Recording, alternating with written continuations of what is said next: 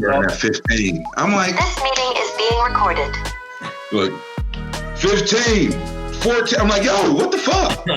30, 29. Like, dog, I'm leaving. 99. 5,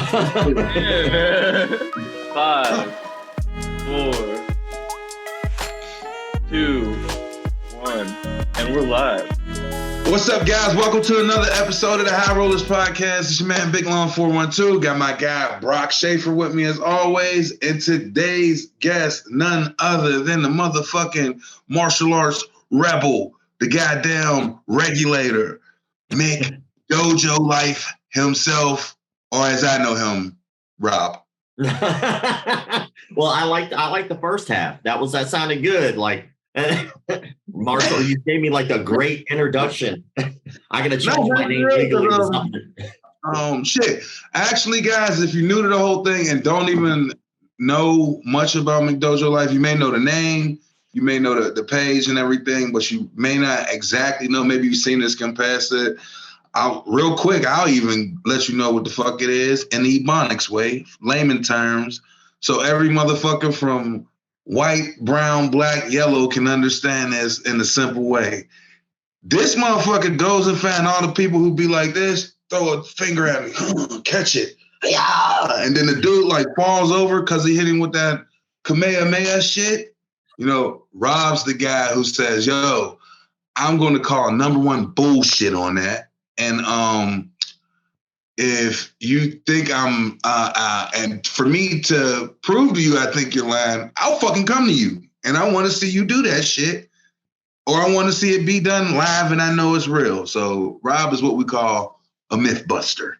And I don't think no one's ever proven him wrong from the shit he posts. It's not like he's posted some shit like where dude's like, all right, punch me in the face. You see that, guys? My face is swollen. That's what happens. It's like, oh, well, that's real shit. You know what I mean? He's like, punch me in the face. And the dude's like, you see that? I stopped his fist. I broke his arm. You know what I mean? I've been eating steaks and it made this part of my muscle strong. And if I wink hard enough, he'll pass out. Watch. And then, so he stops all of that shit from going on. So there's Rob for the layman Ebonics terms. Now, Rob, holla at the people, baby. Let them know. What's up, people? So I basically call out fakes, frauds, phonies, con men, pedophiles, and cults in the martial arts industry. I've been doing it for about a decade, but I've been in the industry for 26 years, so that makes me old as shit. Wow. I didn't even know that much as we talk. It's like, I always thought I was the oldest person, but now I'm like, all right. Wow. No, but yeah, also, and he didn't say this part. The reason Rob's able to do a lot of this shit is because the motherfucker can hold his own. That's not just decorations behind them, guys, and like those belts on the wall are like not just like for show. Rob is a true martial artist, multiple forms, and he's a motherfucking wizard with them goddamn nunchucks.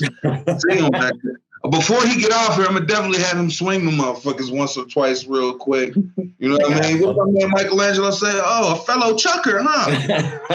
Cowabunga it is. Cowabunga, man. We'll get into that too, the last Ronin.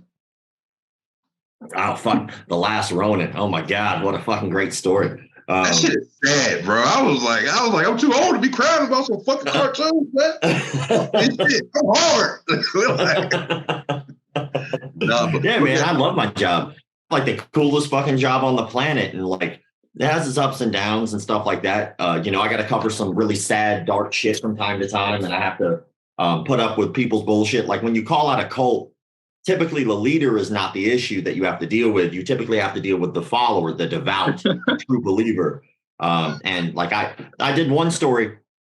I knew they were going to do this shit too, because they had a track record. This guy's name is Edon Abelnik. He runs a thing called the Kala system, K-L-A-H, Kala. And he basically just teaches Krav Maga. He just calls it something different, and then he slaps God next to it. And then all of a sudden it's something different, I guess. The dude lied about his resume. I know, because luckily I have a big network, and so it's not difficult to reach out to the special forces units and people who had been in those units that he claimed. He lied straight up, got caught. When he got caught lying about the shit, he literally said, because it's on his website, right? He's like, I didn't write that on my website. The guys who wrote the website did that. Like, do you think they just made up your resume Like, no, they wrote the shit you gave them to write. Then later on down the road, after getting called out for this, he winds up doing gun disarms with live ammunition on a range in South Africa, which in South Africa, they are very, very, very strict about their gun laws. So doing even remotely anything close to that is highly illegal. So the gun range owner, I spoke with him. The gun range owner had written the police. Police just kind of ignored it, unfortunately, but he got kicked off the gun range. And then later on down the road, he got caught for shooting a student doing gun disarms with live ammunition. Literally shot a student. Live ammunition, disarms it, and fucking shoots the student accidentally. What could go wrong doing gun disarms with live ammunition, you might ask? That's stupid shit. And then he kept like getting called out for being abusive. He basically just like actually hurts his students on purpose. He'll bite his students. He's punched his students in the face. He smacks them around. So this guy's a huge piece of shit and a fraud. But you'd be amazed what happens when you call that shit out. Just droves of people coming forward. They'd be like, oh, this guy's amazing. He never did that. I'm like, I have him on camera admitting he did the shit. Like, none of the things I said are not provable. You could prove that he did everything that I said. And even with all the proof and evidence, his followers are still devout. This dude could literally do no wrong in their eyes. That's crazy. So, rewind back to down there, the beginning of what you were saying about this guy. You can legally say you were training this person, disarm them, and shoot them, and you won't go to jail? Amazingly enough, he didn't go to jail for it, but it did happen. Like, he even did a video. It was like a 30-minute apology video where he was like, yeah, I did that, but. It's like, there is no but. Like, how about you don't do disarms with live ammunition, you dumbass? Like, that'd be kind of like, me like playing hot potato with a grenade. And when the shit explodes and kills somebody, I go, sorry. Like, no, motherfucker, you killed someone. That's stupid shit. So the guy he shot didn't die, by the way. But still. Yeah, I figured that. I would not. Let's clear this up, guys. If I knew the guy died, I would not be smiling and looking this fucking goofy, y'all. Being an asshole. Like, I knew he didn't die.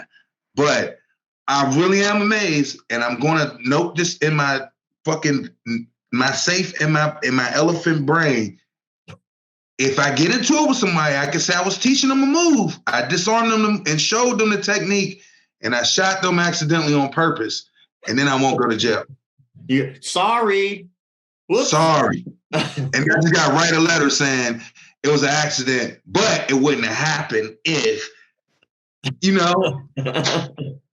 yeah, man. Hey, he got away with it. And the funny part is the guy's like an utter coward.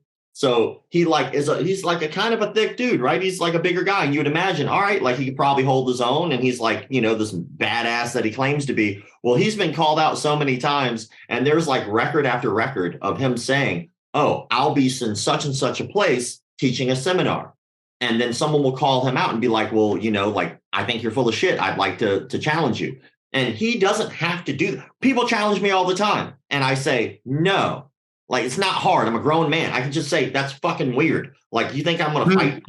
I'm not Afro Samurai. I don't have the #1 headband. I don't have to fight everyone who challenges me, right? But this dude keeps saying yes, and then the people show up at the designated time, the designated place, and he doesn't show up. It's like, that's, to me, cowardice. Like, just say no. Like, if you're a grown man, you have the right to say the word no. Like, I'm not going to fight. If I fought everyone who asked to fight me, I would never get any work done. Right. And I probably get my ass beat a lot. Right. I'm just a realist. But when it comes down to it, if you don't want to do that, don't accept it. But if you accept it, fucking show up. But he doesn't. It's so wild. Yeah. Just say no.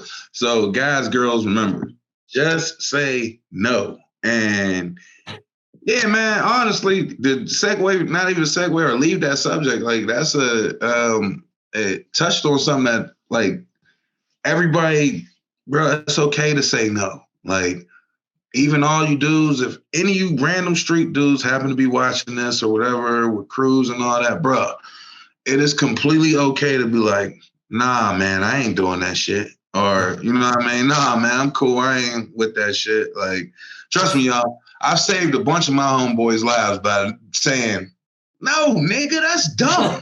Like, no, we're not going over there. No, it's all right to do that shit. Like, sometimes it's okay. Sometimes it's needed, y'all. Like, so don't be afraid to just say no to some dumb shit. My collar looked like a fucking piece of flappy bologna skin, bro. What's going on here? More like I was wrestling myself. The internet gives people really big nuts. Like online, people's nuts are massive. It's medical. It's an issue. They need to get checked out by a real doctor online. But then when it comes time to put rubber to the road, there's times and places for shit. Like there's a reason there are tournaments and fights and, exhibition matches. There's times and places for that kind of stuff. Then you'd be amazed how many people have ruined their careers because some asshole online said something. Then they came into the gym, accepted a fight, and either lost and looked like a bitch in front of all their students, or won and looked like a bully in front of all their students. Fighting people has a time and place. It's easy to set up a fight. If someone says, hey, man, I'd like to fight you, you send them to a promoter. Say, hey, ask so-and-so will hook it up. Then now you have the designated time and place. There's a real checks and balances. But might even make some money off of it. Yeah, make some money, or you have like a way of making sure that everything is legitimate. No one gets overly hurt, or like for instance, there are two places in the United States that has something called the mutual combat law. Now, if anybody doesn't know what the mutual combat law is, you could literally fist fight someone in the street as long as you both agree. I think Washington and Texas are the only place that have this, right? Which is odd because those are two completely different like cities or states, right? But if you look at it, that is put in place because now you have a designated time and place, and there are rules and laws and shit like that. And a cop will literally stand there and watch you do it. A cop will watch you two fist fight and then break it up when it's gone too far. But if not, just set up a time and a place. Your dojo, honestly, is probably not the time and the place. That's where your students are, your paying clients are, your members. And imagine if I'm there on day one and I'm coming in from my trial class and I'm so excited, then all of a sudden shit gets real tense and a real fist fight breaks out. I'm not signing up with you. You're a psycho. I'm going somewhere else. Like if you walked in on the first day and your first day was Bruce Lee and fucking, Enter the Dragon and shit, and all of a sudden a big brawl breaks out, I'm gonna go do cardio kickboxing or some shit. I'm done. Like this shit is not for me. Is this a part of class? I'm confused. Hell, all right, guys, I have to warm up. Fist fight on 3. The master is sending in waves of people. Steve, Phil, Bob, fight him. So like fucking Susan, Pa Ching, go. And then they point at you. I'm like, I just got here. I don't know. What the fuck? I don't know shit. It's funny you said that though, but them going into the next thing was like, I remember my first time walking in the Henzo's in Pittsburgh in the Stout, and I was like, it just so happened Warren Stout actually happened to be standing right there. But as soon as I walk in, I'm in there, I'm walking in, man, I was like, yo, like I done been in countless street fights at this time already. You know what I mean? Like a bunch of street fights, like, so I have no problem with fighting this shit. But listen, walking in that shit, it's probably some of the most intimidating shit on earth. Because in your brain, like, you're walking into a fucking Kumite or you're walking into the UFC and everybody's been in here for 70 years and they're all black belts and they know how to do everything. Like, nothing in your head is telling you, like, yo, these dudes is beginning like me or some shit like that. So I'm walking in there, I'm like, man, fuck. Like, I don't have the, so I don't got the ego, like, I'm the baddest. I could just beat the fuck out of everybody and anybody like this. At this point in time, I'm really like, oh shit, I know where I'm going. I know these motherfuckers know how to do some shit that I don't know how to do yet. You know what I mean? So I'm walking there, I'm like, man, I'm about to go in here. Somebody's going to look at me and just be like, you come now. And then I'm going to get my ass whooped and it's going to be embarrassing and this and that. But man, that shit is completely different than that. It is the nicest place you can walk into, bro. It's like, so as soon as you get the people like, oh, hello, hi, come here. I want to shake hands. And I'm like, oh, all right, this is cool. But yeah, now going into, could you give us a little bit of background on your actual martial arts experience and, you know what I mean, all the forms you've been practicing and, you know what I mean, just give us some martial arts background. Yeah, for sure. Well, I've been training for 26 years. I started when I was 12 years old because I kept getting my ass whooped. And I was really good at being verbal, but very bad at throwing hands. So people would say shit to me and I would say shit back. And then they would get offended that they lost the verbal confrontation. And then they would just beat me up. And I'm like, fuck. I won the battle, lost the war. And then funny enough, like I started because I got jumped outside of a gym class. Like I looked like I fucking do now. Like this is an easy target, right? So, but I was much smaller and I didn't know what I was doing. So I remember being in gym class and I got hit in the back with something really hard. And when we were kids, you used to fold up pieces of paper in the shape of a V real tight and put them in rubber bands and snap people with it. Wow. And so I got hit with one of those in the back and it hurt bad. And I turned around like a knee-jerk reaction. I said, fucking stop. Well, when I did that, I turned around. There was like a group of 6 kids there who were just waiting for me to say some shit. So they got up and came over and they were like, what are you going to do about it? And I'm like, God damn it. I didn't think that far. And then they were like, well, I was like, well, I guess if you keep messing with me, we're going to have to fight. They were like, all right. And then one of them was like, why are you talking to my cousin like that? I was like, y'all aren't related. Like, this is weird. So we went out and they jumped me. They beat me for 5 minutes. The reason I know they beat me for 5 minutes was because they beat me from the time the bell rang for class to be out all the way until the next bell rang for the next class to begin. Yeah. So if anybody's It's a high rollers match. if anyone's gotten their ass whooped, I got my ass whooped on a very specific timer. And 5 minutes is a long time to get jumped. So I had glasses, Fuck yeah. Bro, that's literally hell right there. 5 minutes? It sucked ass, to say the least. So, I got kicked in the face, like my glasses broke, cut me up pretty bad. One kid stabbed me with a pencil. So like, I went to block it. And I actually still have like a scar, like it's like a little tattoo in my finger from when I went to go block it and it broke off in my hand. I was getting fucked up. And once the second bell rang, they all Where'd you grow scattered. up? It was bad, man. Jacksonville, Duval County. Okay. Oh, okay. Yeah, that makes sense. It makes sense. Yeah, it makes sense now. I'm like, oh, okay, look. So, But that is fucking, bro, that was a prison fight. it was bad. It was bad. Bro, Were it's they snakes were they like taking breaks in and out? Because I feel like they would have got tired too. I was like, hold on, I'm tired of fucking him up. You go in for a second. Give me a moment. Bro, these kids had some good cardio to be jumping you that long, man. God damn. When there's that many people, they can, tag in and out, I'm guessing. Yeah, hold on. Give me a minute. And one guy hits his fucking inhaler, Man, my hand hurts. All right, now listen, y'all. Y'all heard this or recorded this, so we see this on the fucking Key and Peele skit somewhere. We want our money because we all this is McDojo's life, motherfucker. This This is is the real thing. This really happened. So when I was laying there, I remember, like, it's weird what adrenaline does to you, which is sometimes good, sometimes bad. But like I was very numb, which thank God I was numb because adrenaline kind of does that for you. So I just remember like, the sounds and the movements and stuff. And I remember looking up and there were 2 teachers that were just watching. They did nothing. They didn't stop it at all. They literally just watched. They might as well have had fucking popcorn and shit. Just, oh man, he's getting his ass whooped. This is terrible. mutual combat. It's like that shit from Tropic Thunder. It's like survive. I'm like, I'm trying, motherfuckers. Got a little help would go a long way. You sons of Help me.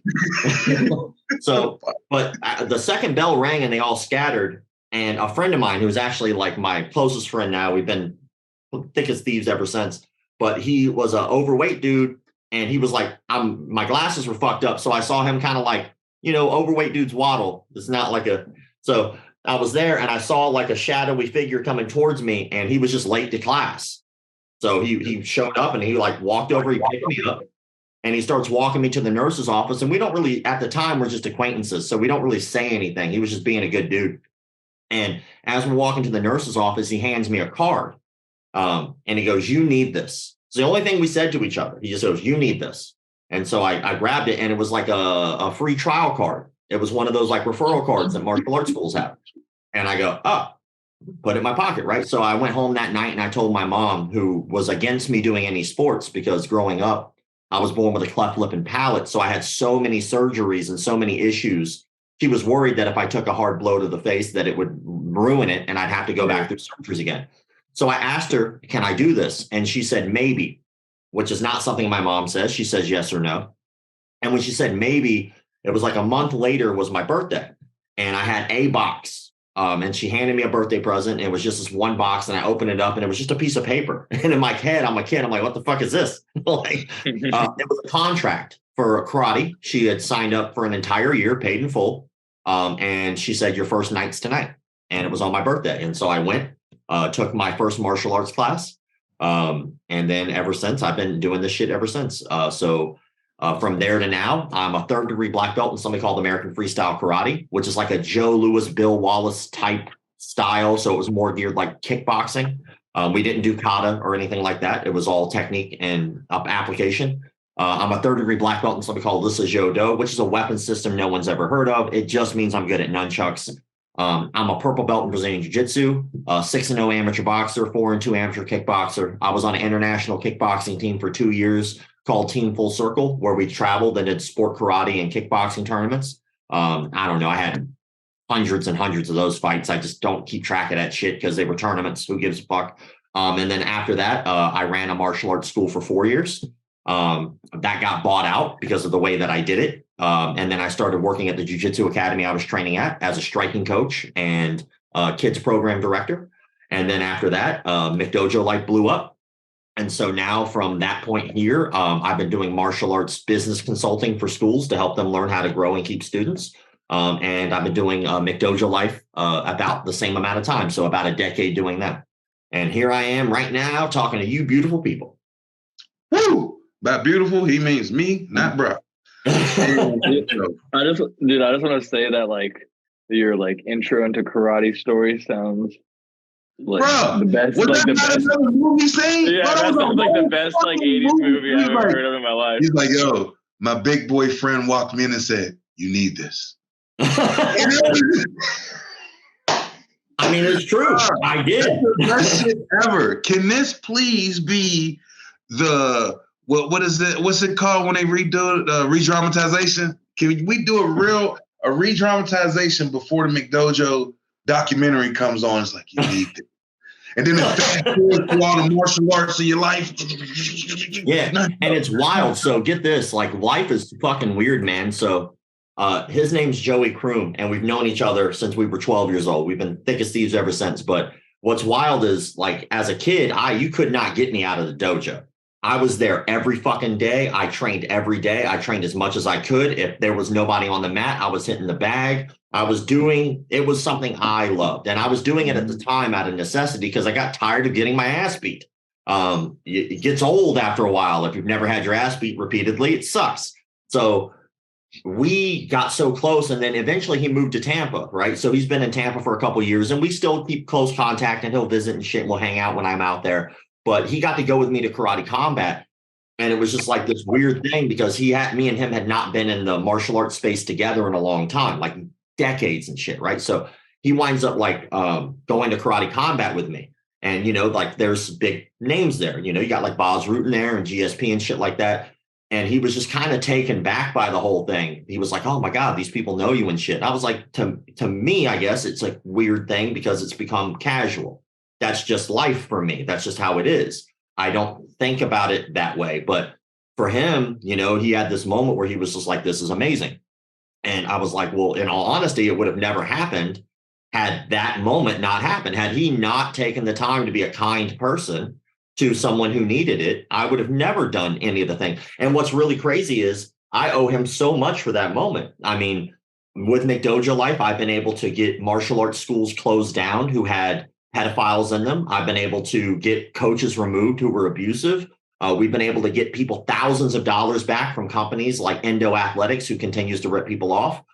We've been able to do a shit ton of work in this space, all because of one fucking ass whooping.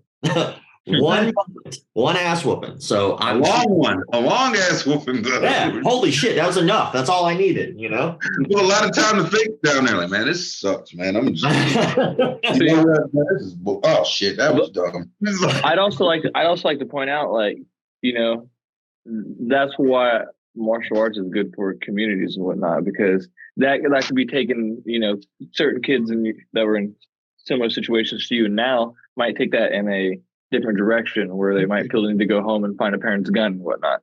You were able to find a position of like, I'm able to help myself and build confidence in myself And I feel like back when you went through that, martial arts was more accessible than it is now, or was at least more popular. I think bullying, which I don't like the word, I'll explain why I don't like that word in a second, but I think bullying was different than it is now. Like as a kid, the internet was like just kind of coming around. So, and then the only thing you did was like go on AOL chat rooms. You went and downloaded illegal movies and music from Napster, and you like watch stickdeath.com or like, you know, watch porn. That was it. Look at song lyrics and shit. You know, that was it. And then now a kid gets bullied at school, they go home and then they have to deal with like 50 memes that have been made about them and like whole pages dedicated to their ass whoopings and stuff. And like, there are people out there who give a fuck. Like there are people out there in our community who try to stop that shit. Like Tom DeBlas, for instance. Yep. He has been working on this program he started implementing, which is fucking incredible, where kids who have these issues, he's finding them schools, and all of these schools are opening their doors to do pro bono work to teach these kids for free or at a discounted rate because they need that. Well, when I was a kid, that didn't exist. Like, this issue wasn't the same issue that it is now. And personally, I think bullying is a bullshit word. Like, call it what it is. If you call something bullying, there is no rule or law or regulation to stop it. There never will be, because it's a word that encapsulates a lot of words that do have rules and laws against them. If someone is stalking and harassing you, there are rules and laws against it. The moment you call that bullying, there's nothing you can do about it. It's stalking and harassing. The moment someone puts their hands on you and is verbally abusive like that, well, these are assault and battery charges. Why would you call that bullying? So we need to stop fucking calling it bullying when it's not. And then if we boil it down, if someone said mean words to you, right, that's not bullying. That guy's an asshole. That's it. Like, you don't have to call it that. So I think bullying in itself is a term that dumbs down major issues and makes it so much harder to combat. If you want to like fight something, you have to define it. Like, let's say, for instance, I'm getting ready for an actual fight. I know who my opponent is. I can study my opponent. I can figure out who they are. I can watch tape. I can figure that out, right? If I don't know who my opponent is, it makes it very difficult for me to prepare for that opponent. Well, it's the same thing when you call some shit bullying. That's a fucking useless ass word. How about we call it what it is? That kid assaulted another child. That's what that is. So stop dumbing that shit down. Have you had any experiences or kind of ran into any schools where you found instances of kids who went to the school to, you know, build up their confidence or their ability to defend themselves, but also found themselves victim of the same shit at that school, like bullying and whatnot? Because I feel like you run into instances or you could get the potential to with a lot of those facilities that you run into where Cobra Kai over here. yeah, kind of like Cobra Kai. Yeah. I think I don't see that as much with kids, but I see that more with adult females. So like the stories and issues that I get that come in a lot are a female has gone through some type of an issue like domestic abuse or, you know, some type of issue. So they join martial arts to learn how to defend themselves and give them self-confidence. But then when they wind up going to that school, it's like 3 females and like 150 dudes who are all trying to fuck them.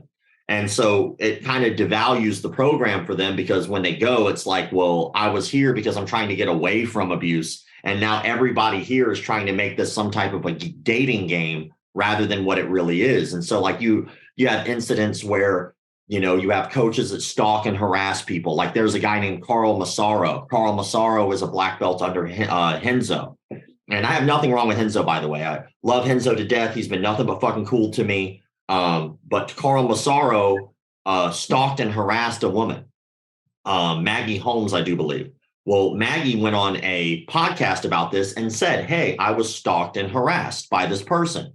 And so when that came out, he made a statement publicly and called the women on the podcast, including Maggie, liars. He said they are lying.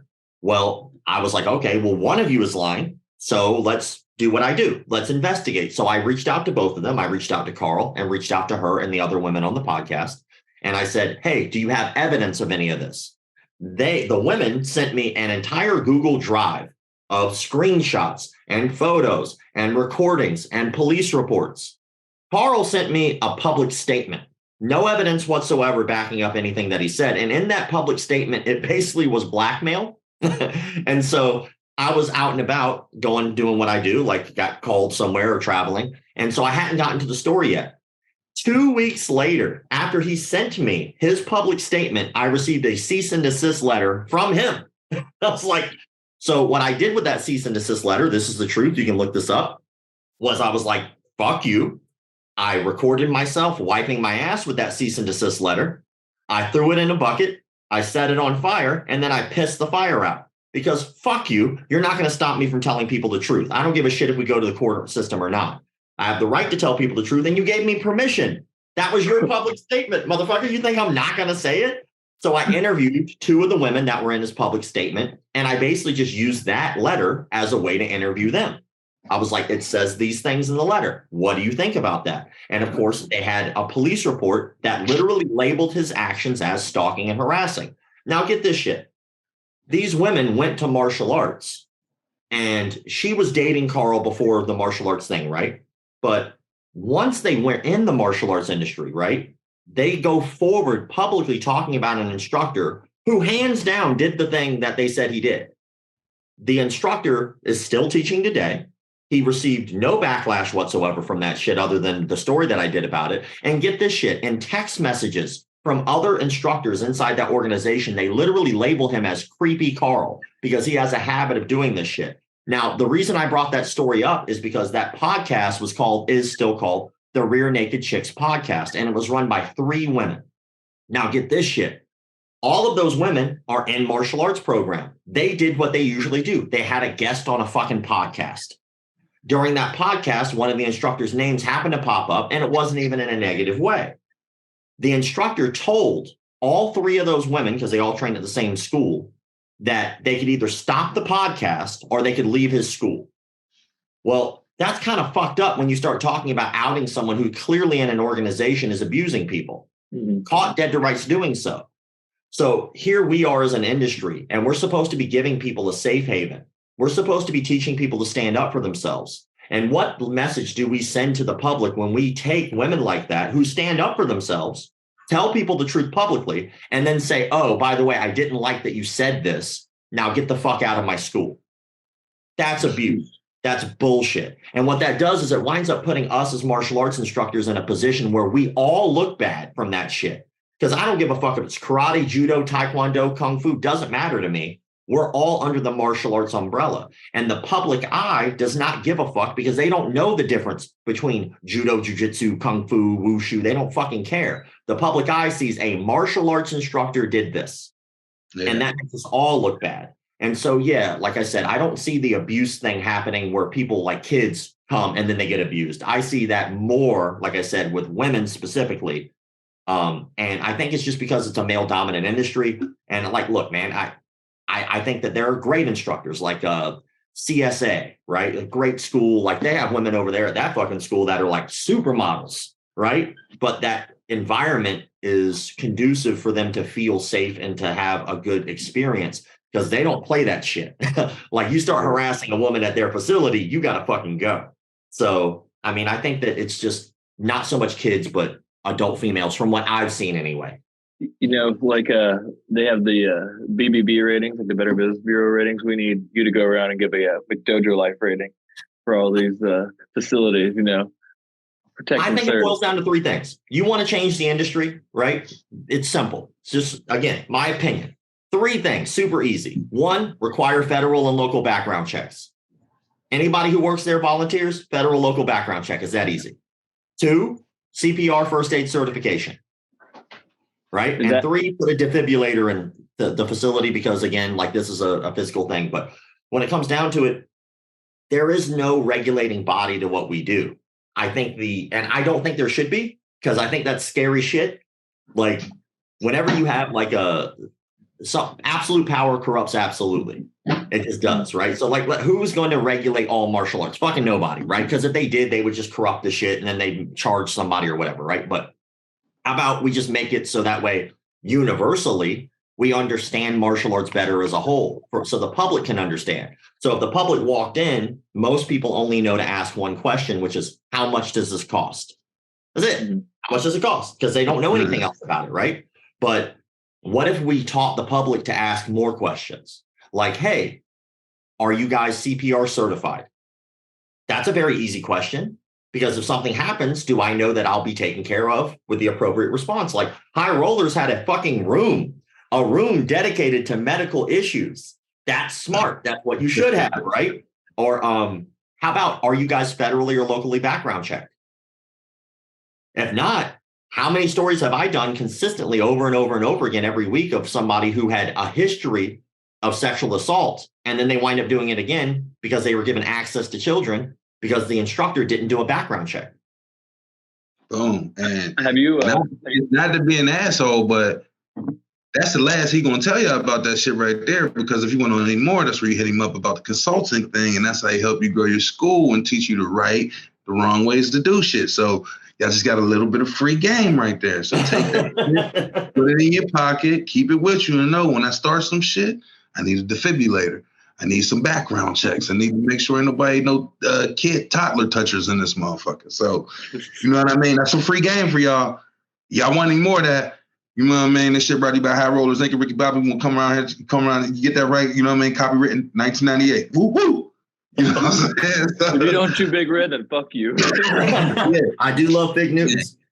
Yeah, there you go. So, but no joking aside, guys, that's what he does right there. So that little bit of game he did give y'all, take that shit, run with it. You know what I mean? So you know what's going on. And if you need any more game on how to do shit the right way, no bullshit, hit him up about that. Now, with that being said, got a couple questions in the fight world, all fight worlds, not just one. What's your stance on boxing right now? I think that when 1993 hit and we started seeing the rise of MMA, it kind of made boxing kind of take a backseat a little bit because it was something new and fresh and more exciting, and there was more to it. I think that boxing definitely pays more, it seems, but it doesn't seem to have the same like pizzazz used to, right? Like when I was a kid, I really do feel like we got to see some of the greatest, right? We got to see, like, I love Roy Jones Jr.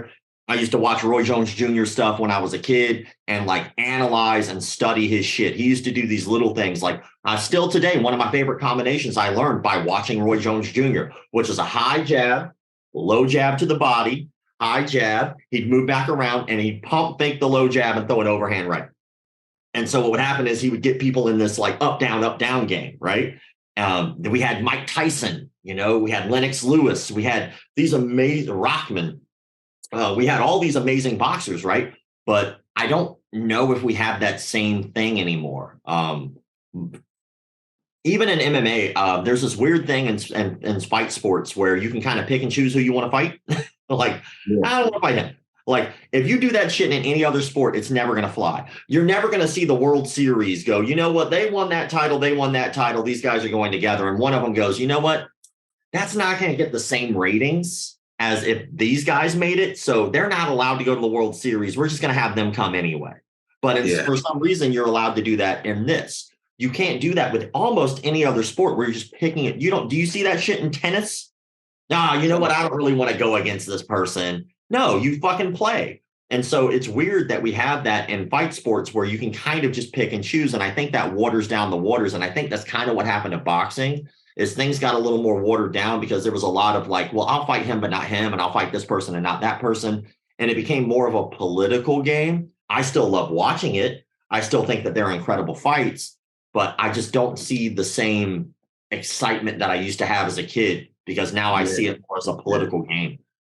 Well, boxing, I kind of think one of the things that make it kind of hard to lock in on certain motherfuckers, there's too many belts, and the other is like, far as like the pick and choose in the MMA is like, I feel like there needs to be something done there on the promotion side, because it sucks if I'm the number 2 guy, but I'm number 2 because I focus on my skills and my craft and this and that. But the number 5 guy, let's say you got, let's say, we'll say McGregor, you know what I mean? he could be number 5, and then, like, even if it's no loss or one loss, you already know once he gets to that microphone, man, shit. It's gonna be like, bro, I might lose my title shot, dog. This motherfucker back here is like, so I feel like I don't even want to say there need to be like some fucking coaching classes on promoting yourself or something, because I do feel it's like on the promotion to promote you. You know what I mean? But they need to find some sort of way to make people be like, all right, the champion's that guy. Number 2's good, but like we need to find a reason for the motherfuckers to also want to watch number 2. Like, you know what I'm saying? Like it's so weird as hell. As a promoter, you want to put asses in seats. It's always the same, right? You want asses in seats because that's how you pay the bills. But there's weird shit that goes on. I think that if you want to do it that way, that's fine. If that's how you do it, it's just always about asses in seats. Then don't have a ranking structure. Like that ranking structure is there for a reason. Like here's an example of one of the ones that pissed me off back in the day, right? And I actually have 2 examples of this. One, Brock Lesnar, perfect example, right? Brock Lesnar, I think on his 2nd or 3rd fight had a title shot. Ever. 2nd fight? No, third fight. So he had 3rd fight in pro MMA ever. And he went right to the title shot. Fucking why? There were guys there who were chomping at the bit for that same shot. And everybody knows title shots don't come easy. You might have to wait years for one chance to fight. Del Rouge. You know? And then here you are, like, let's say, again, you're that number 2 guy. You're like, oh my God, finally, I just beat this guy. They got to give me a title shot. Brock Lesnar now enters the UFC. Fuck. Like, now all of a sudden he gets put up to the front. Or like, how about this bullshit, right? How about retired fighters who come back and automatically go back for the title shot? Like, this has happened over and over and over again. You're a legend. Yes, you were awesome. Yes, you retired. All right, now get your ass in the back of the fucking line like everybody else and work your way back up. If you didn't want that shit, how about you shouldn't have fucking retired? Like that's not fair to the guys who grinded and stayed there and were loyal and dedicated. It's like that bullshit that cell phone companies do. If you're a new customer, we'll give you a free phone. Okay, well, it's time for me to renew with you guys. And I've been a customer loyal for 10 years. Do I get a free phone too? Fuck you. Pay full price. Yeah. But this guy has not paid you a bill yet and you gave him a free phone. I've been here 10 fucking years. I don't even get a discount. That's exactly what that shit feels like with fighters. Which is like, it just reminded me, every 10 years, I need $5 a month extra. By the way, we're raising your bill. Yeah. Oh, man. Shout out to Verizon. Let me stop and cut my shit off. What the fuck this shit? But no, I completely, definitely understand that. And damn near, you know what? I was about to say it, but it's damn near going that route. I was about to say the UFC damn near should be kind of pick and choose damn near like WWE. And I forgot they just did the whole thing. And Vince is about to be the big guy over everything, right? Like, well, no. I think the merger makes Endeavor the company. No, but they put Vince in like a position to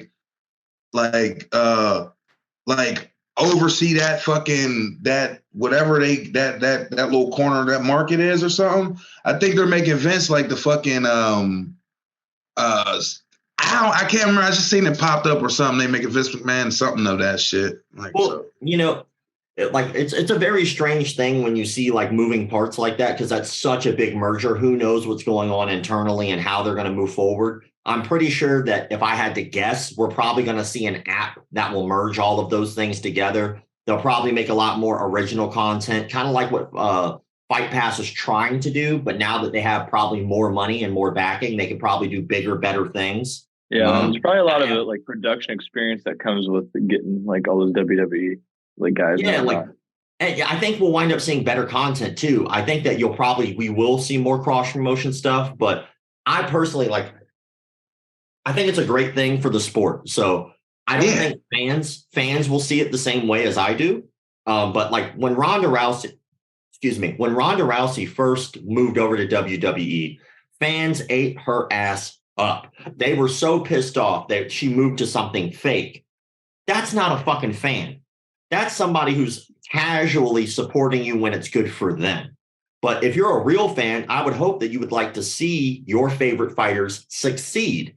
And the WWE was paying her more money to give her a better position, not only for her health, but for her family. And all of a sudden fans were like, well, you're not getting punched in the face for me, so I don't fucking like it. Fuck that. Fuck that. I would love to see what happened to The Rock happen to somebody like Ngannou. The Rock goes from WWE and he winds up being one of the biggest movie stars ever, starting off in WWE. Imagine if that happened to a UFC fighter. Imagine what happened if John Jones did that. 6 years. That's all it took. Was 6 years of the WWE, and that man is like the most famous fucking person in the universe. I don't even want to say the world. Aliens know that motherfucker. They're like, oh yeah, I smell him. You know what I mean? Yeah, we were gonna blow that planet up, but The Rock is The Rock. We got The Rock there. Like if it wasn't for The Rock and Big Lon, Earth would have been gone already. You know what I mean? You know how many fucking aliens are like on the satellite right now? Like, I want to smoke with Lon so bad, man. You know what I mean? I got this new Jupiter Kush. He ain't never had this. This shit make me see fucking jellyfish. Like, you know what I mean? But yeah, no. And I'm with you because I really believe the UFC, WWE, like being under the same umbrella is great for the guys who damn near who want to retire from the banging and all that shit, but still got that competitive edge and like, yo, I want to do something to have some fun. I want to get out there. I want to train. I want to work and still do something. You know what I mean? I don't want to let it completely go. So now you basically get to take all your fucking true, real experience and become this fucking live action like stuntman. You know what I'm saying? And like, and you get paid crazy for it if you're good at it. Like, imagine McGregor in the fucking WWE, my man. It would be amazing. It'd be amazing. But would you really consider like pro wrestling as less of a body expenditure than my man Brock? They have a lot of spinal injuries and shit. Let me ask you this, Brock. Would you rather me body slam you on that plywood, or you stand in front of me and I throw a fucking 2-3 as hard as I can at your face? Yeah, no, I get that. Yeah, I'll probably go through. I'd probably go through the table. When you're in a fight with someone, the goal is to hurt them. When you're in a match, the goal is to just entertain, and hurting them may happen, but the goal is to not. You know, I understand that, but I'm saying the potential. Crazy, Rob. I'm just saying the potential for catastrophic injury is there in pro wrestling. But that depends on the size of your nuts.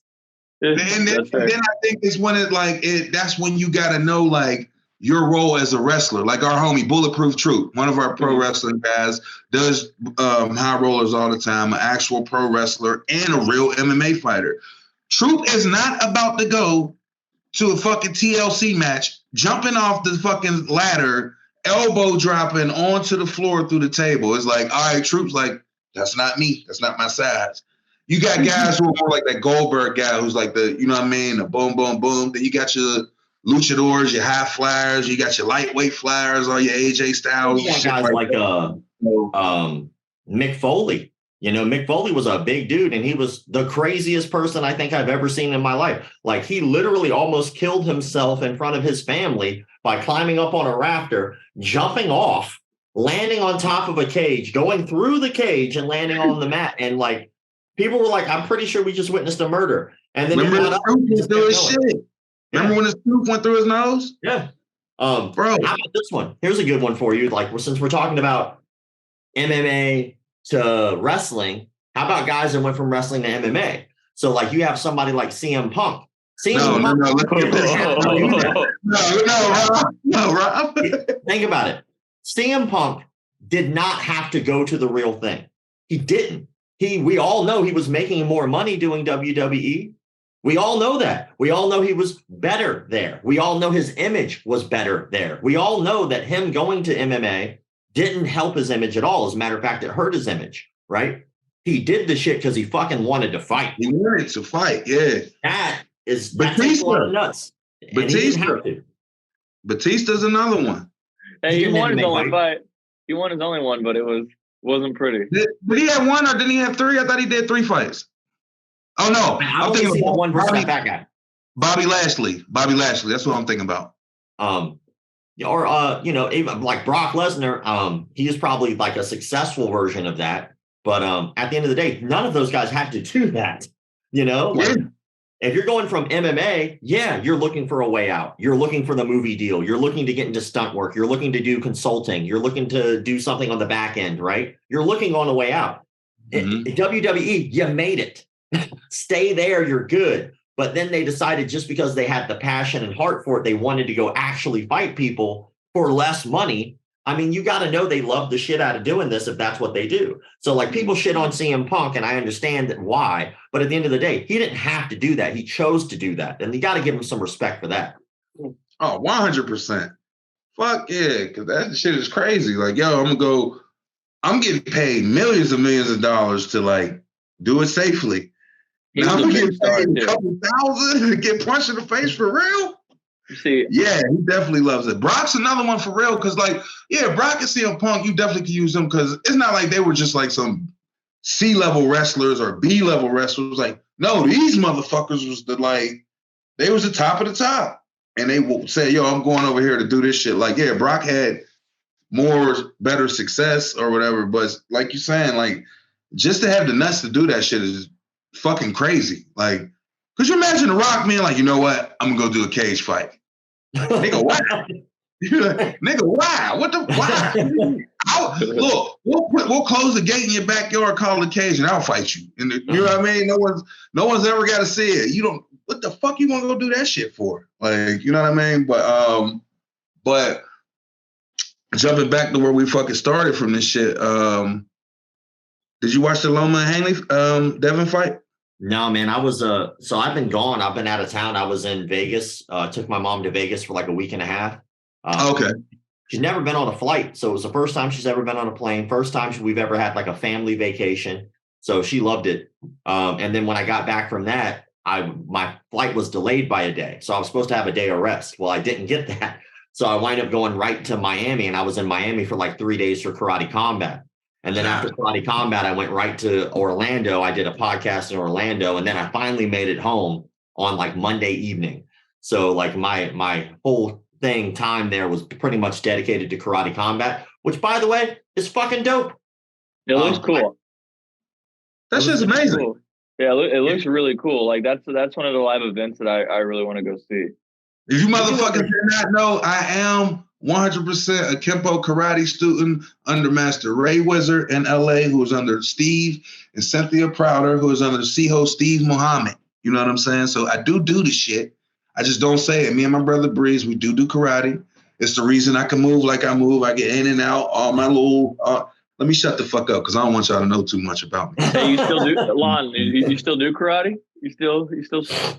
Oh, when I get to LA, I get out there whatever I can with Master Ray Wizard and try to get in there as much as I can. Me, Ray Wizard, Big U, Breeze, man, a couple guys, and it's definitely always fun and different, like very different because it's different. Like you know what I mean? When you going from like MMA to like boxing or something, you going straight karate. Like when you doing karate sparring, it's like, oh shit, I can't move like that. Oh shit, wait, hold on, don't do this, don't do that. And it's like, so, but I love it because of that point, getting in and out. Like my Muay Thai kick. My Muay Thai kick is a hybrid kick between a Muay Thai kick and a karate roundhouse. I don't throw my Muay Thai kick and chop it all the way around and shit because I'm a big guy. I don't want to be spinning around another big guy throwing his kicking out and I can't see that shit. So Maz is kind of altered when I throw it lands and I just hurry up and bring it back down so I can get back in my stance ready to go again. Like it's very Muay Thai started. I pivot, I'm standing tall, but then I land and I ended, you know what I mean, in my karate base. But I have a question. Yeah. So for you guys who are been into striking kind of all your lives, you know, it's easy to get into grappling at a later age. Like it's just a lot more accessible, it feels like. If you're wanting to get into, you know, more striking and obviously like kickboxing, but really like getting those like pretty kicks down, you know, past the age of being able to like kids karate and, you know, teens and adults, like what path would you choose? Would you say going into kickboxing classes or traditional martial arts, or what would you guys say as strikers or guys who have a yoga striking history? Yoga. Yoga, motherfucker. Get flexible first. If you want to start off right, yoga or something. Start your stretching and shit. Get flexible. Get all that shit together. Then I'd say if you want pretty kicks, I'm not gonna lie to you. I ain't gonna be there. Go to Taekwondo. If you want pretty ass kicks, now if you want some powerful lunges shit, come to karate. You know what I mean? If you want some just fucking mean nasty, I want to kick the motherfucker and hit him with an elbow, go to Muay Thai. You know what I mean? Like, and then you got kickboxing, which I think is a nice blend of karate and Muay Thai together. Stephen Thompson, you know what I mean? Like, just look at him, that fucking side kick coming at, bang, shooting it in super fast. And then, like, imagine mixing all that with Michael Jai White. That's karate. You know what I mean? That motherfucker is karate. I don't know. I ain't gonna lie. He might be the best dude I've ever seen in my fucking life. At that size and everything, he's a big motherfucker. Yeah, he moves good. Yeah, he's a super talented guy. And it's cool that he represents with like a humor to it. I like that he you know, because Black Dynamite was incredible. He's got a new one that he just did independently, which is awesome. And it's awesome that he represents the arts the way that he does. You know, he's in fantastic shape.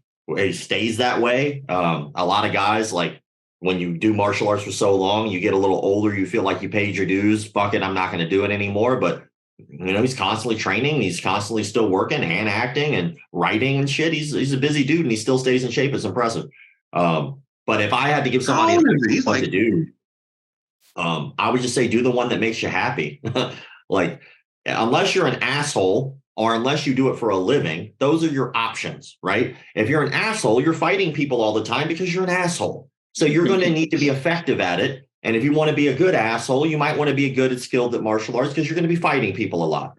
If you're getting paid for it, like you're a bouncer, security, you teach martial arts, you're a fighter, you're going to need to be good at it because it's the job that you're getting paid to be good at, right? But other than that, most people aren't either one. Most people don't go out getting in street fights all the time. And most people don't do this for a living. So what are they doing it for?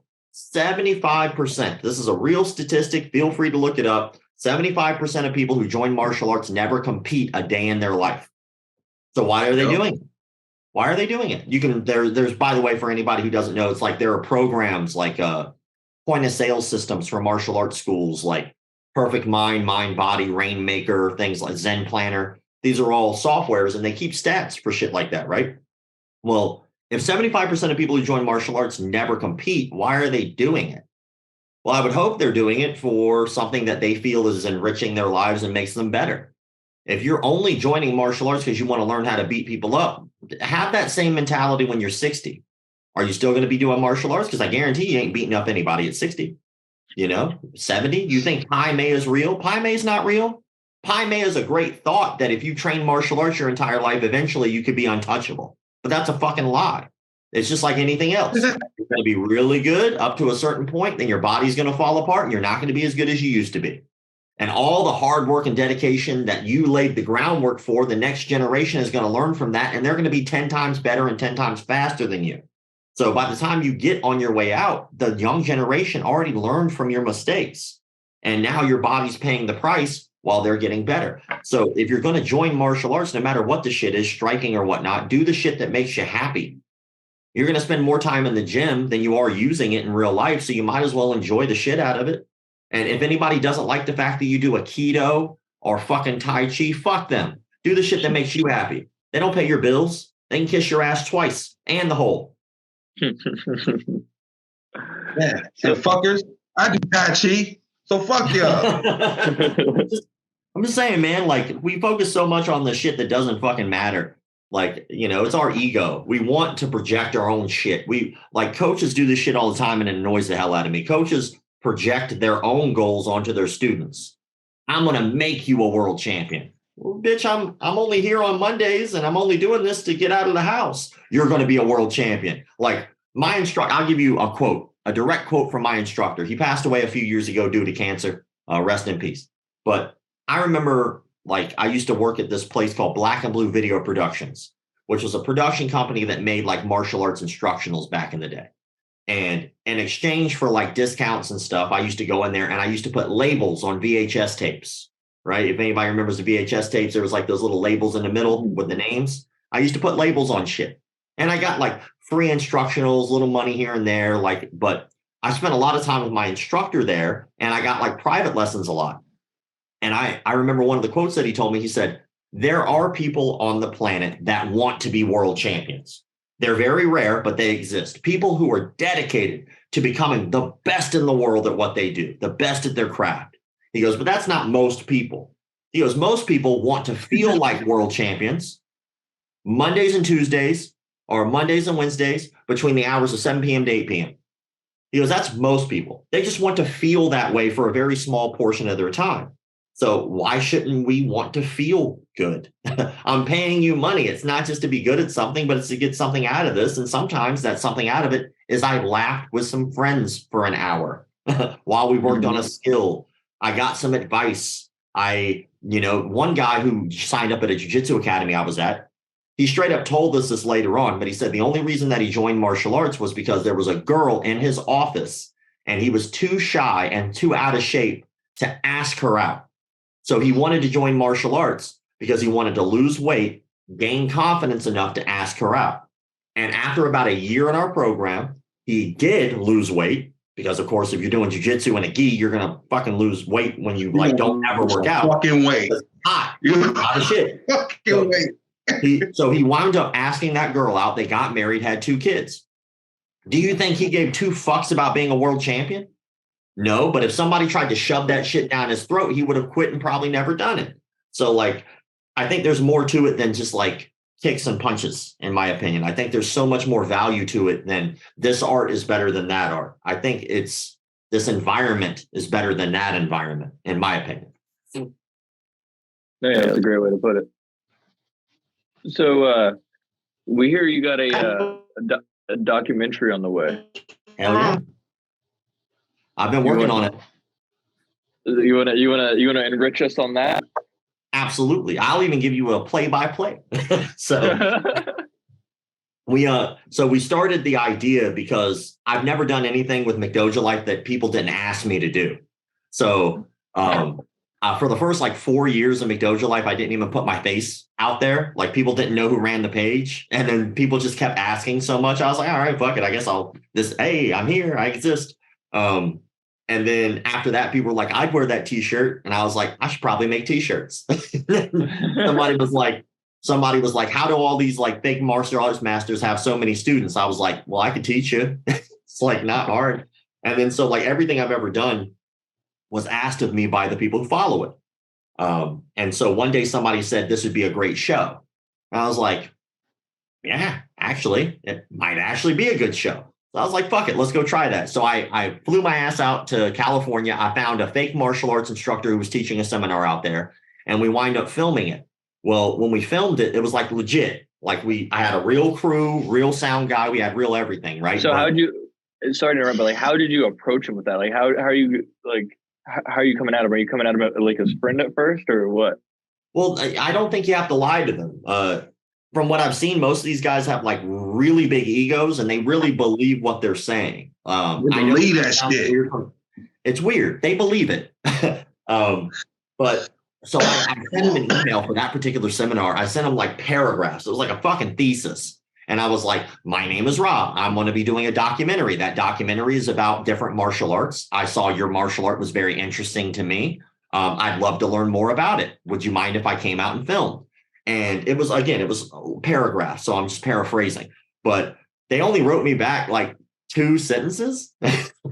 All they wrote me back was like time and exact location. And that was it. And I was like, all right, well, that's weird. So like I flew my ass out there and we were doing B-roll. So for anybody who doesn't know, B-roll is just like the extra footage, right? Little things in the background, things that you do voiceover work for. So we're like filming B-roll and it's in a dog park in Hollywood that overlooks like the Hollywood sign. So like anybody who's been out there, it's like this winding canyon that people go up to like exercise on. It's like right in LA, it's a pretty famous little park. And there's a dog park in it. And there's no shade. There are no trees. It is just sun beating down on you in LA heat. And very similar to Florida heat, it's not comfortable if you're out there for a very long time. So I go to this dog park with my camera dude, who's an overweight dude, and he's got on all of his like camera equipment stuff, and he's just speeding sweat the moment we got out there. And so shout out to JP. So we wind up like getting out there and we start filming. I'm doing some intros, trying different stuff while no one's there. And then I shit you not, a black van with no windows pulls up. It's noticeable. So it opens up and like a clown car, there's like 10 people inside this van and they pour out. And I realize I'm the only one who signed up for the seminar who was not a part of this cult because they're all wearing the same shirt. And I'm like wearing just like workout clothes and shit, right? I was like, fuck. I was like, I stand out. I didn't want that. So the dude who was supposed to be teaching the seminar, to my knowledge, wasn't the guy who taught the seminar. It was some other guy who was like a head instructor for the organization. But this dude's like massive. He's like 6'6", 300 and something pound dude. He's just this monster of a man, peels himself out of this little ass van. And so I walk up and I look up at him and I'm like, hey, Rob, nice to meet you. And like I go to shake his hand and stuff. And I go, as per the email, I just want to let you know, like, this is my camera guy and we're looking forward to filming. He goes, you can't film. And then he walks away. And in my head, I'm like, well, fuck, that defeats the whole purpose. But luckily, we're in public. So I can film whatever I want. It's a public place. So I was like, you know what? I understand. But since I paid for the seminar, is it okay if I still attend? He goes, oh, absolutely. Oh, okay. So I took my wireless mic off and I put it in my pocket, mic out in my pocket, and I just kept it on. And then I went over to my camera dude and I was like, hey, I'm just going to tell my camera guy, since I paid him, to just go get some B-roll footage in the area. He's just going to film, the area. So that way I get my money's worth out of my camera dude. He goes, okay, no problem. So I take my camera dude by the shoulder and I start walking him away from the crowd. And I'm like, I don't give a fuck what you do. You film every goddamn part of this seminar. I don't care where you go. I don't care what you got to do. Make it happen. So he goes, okay. So he goes up the canyon a little bit and he finds a spot, like a ledge in the canyon, and he's filming down onto the seminar. And so for the first 20 minutes of the seminar, the guy, usually you get like a warm up in, right? A little warm up, right? There was none of that. The guy makes us stand in a pose like a statue, and we're not allowed to move or talk. And he doesn't tell us how long we're going to be doing this for or what it's for. He just makes us stand in a pose, and then he stops speaking and he sets his phone down on the ground, and we stand there. And we're there holding still, not saying a word for 20 minutes. Finally, I'm looking around like, what the fuck is, like, this wasn't cheap to be here, right? So his timer goes off on his phone. Then he makes us move to another pose, and we stand there for another 20 minutes. We did this for an hour, not moving in the LA sun with no shade, just standing there roasting. And I was like, this sucks ass. There's nothing entertaining about any of this. No one's going to watch this shit. And I'm sitting there like just kicking myself in the nuts. So after the hour, he goes, all right, guys, let's go and take a water break. He goes, that first hour's down. He goes, we got another 5 hours. Oh, no. I was like, get the fuck out of here. I was like, oh, no. This was a 6-hour seminar. And I was like, that's the first hour? If this is the rest of this shit, I was like, I can't do it. Like, I can't take it seriously. But second of all, like, I'm not going to sit here and just get this wicked sunburn that's eventually going to come. So after that, we start moving. We start doing movements. I was like, thank God. So we start moving, and he starts loosening up now because we're allowed to talk. We're not just standing still. And he loosens up, and we start getting to the point where I can ask him questions because, hey, I'm a new student. I have no clue what's going on. So I ask him, is this like other martial arts? He goes, yeah, it's a martial art. I go, oh, that's cool. So we start like, let's grease the wheels a little bit. Let's loosen things up. I go, well, is there like belt ranks? Because, other martial arts have belt ranks. He goes, oh, no, there are levels. Okay, I can understand that. I go, how many levels are there? He goes, there are 10. Oh, well, that makes complete sense to me because belt ranks usually go up to 10th degree black belts. I was like, that all copacetic. And I go, well, who's the highest belt rank or who's the highest level? He goes, there's a guy named Adam Misner. And that was who I thought I was taking the seminar from. And I go, awesome. So he's a level 10. He goes, oh, no. Adam's like only a level 6. And in my head, I'm like, that doesn't make sense because he is the guy who founded this art. Like, he should be the highest guy, right? I go, okay, well, who's level 10? He goes, oh, no. And he laughs at me. And he goes, humans can't make it to level 10. It's like a Scientology martial art. I was like, this is fucking amazing. I was like, all right. Oh, my God. Cool. And so there are 2 doctors beside me, an Asian couple, a little older. I guess they're like in their 50s, maybe a little older. And they're in the seminar. And the guy goes, all right, now what I want you guys to do is just start moving your muscle fascia. Don't move anything else, just the fascia. Now, if anybody who's ever taken fucking middle school health knows fascia is connective tissue. You don't move it independently. It doesn't do that. That's like, all right, guys, now what I want you to do is I want your fingernails to just grow for me. Go ahead and grow your fingernails. It's just as stupid to hear. And then I looked over at these doctors and they're just like going along with it. I'm like, this is psychotic. This is the strangest shit I've ever seen. So we wind up getting another water break. And I was like, I'm dipping after this because it was clear there was just going to be, it was going to be solo work the entire time. We weren't going to learn self-defense here. It was like Tai Chi in the park led by a giant crazy person. So we started getting water. Well, the entire time in this canyon, I have no cell phone reception. So I kept trying to text my guy to make sure that he got what we needed.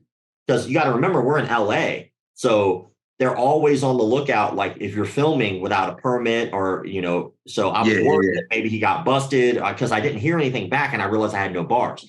Well, at that time, there's this dude who's dressed up like Bruce Leroy. I shit you not. Head to toe looks like Bruce Leroy, but he's a white guy. He's got like a brim hat and shit. He goes to sip some water and he stops and he just keeps staring up. And I looked at him and I looked up and sure as shit, he made eye contact with my camera dude when we were told that we shouldn't be filming. So he fucking leaves. And I was like, fuck, I'm trying to text my guy like, please, something go through. This guy's coming. Well, my camera dude was awesome. So apparently the guy did go up and did confront him. He goes, hey, what are you doing? He's like, I'm filming B-roll. And he saw the guy coming up at him. And so he switched tapes. And he was like, look, I'll fast forward through everything I have. And it was nothing but the B-roll footage we had already shot. And so then he switched him back. I was like, you're the man. So then I go to leave right after that. I was like, this is getting weird. I was like, already we're talking about humans can't reach levels and shit and talking about muscle fascias. I was like, I'm out. So I go to leave. And as I go to leave, that little fucking Bruce Leroy dude followed me. Right. And I didn't know it. He's just behind me, but it's like awkwardly close. So as I'm walking, I look at my camera guy, who, poor guy, this heavy ass camera equipment covered in sweat. Because while I've been down there, he has been just standing holding a camera in the sun with no shade. So as I go to walk up, I hope you paid him well. I can like see him looking over my shoulder. So I go to turn around and the dude's like right there. I go, hey, can I help you? And it like, he backed up for a second. He goes, what are you doing? I go, I'm leaving. Like, you could probably not stand on my dick while I do it. Like, you can give me some space. And he was like, oh, you know, like, I think you guys are being shady. I was like, nah. I said, we're doing exactly what I wrote in my email. I said, we were filming a documentary. Have a great day. And we fucking left. But that was like not enough to make a show. So like I sat down with the production company afterwards and I was like, but what we have is like a nugget. Like we probably have like 30 seconds of usable footage, like real usable footage. And I was like, we can make that a documentary.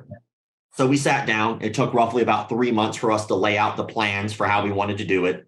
And we were going to launch the crowdfunding campaign during a Conor McGregor fight because we thought it'd get a lot more attention, which it did. So we had a lot of friends help us out, like Kelly Slater, the surfer, helped us out. Sean Patrick Flannery helped us out. A lot of celebrities were like, we really like this idea. We'll help you with your crowdfunding. So we launched and the crowdfunding lasted for another 3 months. So that's about 6 months worth of time from beginning to where we were, right? We only raised $20,000 because of two reasons. The budget at the time was $200,000. We wound up only raising 20. One, because some asshole went on my page, took all the fraudulent martial arts stuff that I had already posted with my logo still in it, and made a documentary on YouTube about fake martial arts, where he just did a 30-minute YouTube video. So many people were like, oh, I don't need to watch yours. This guy already did it for free. And I was like, what the fuck are you talking about? I was like, it's not a documentary. He just did a YouTube video and just did a voiceover, all the shit that I already made. And so that really hurt in terms of financing, because that video wound up getting like 11 million views.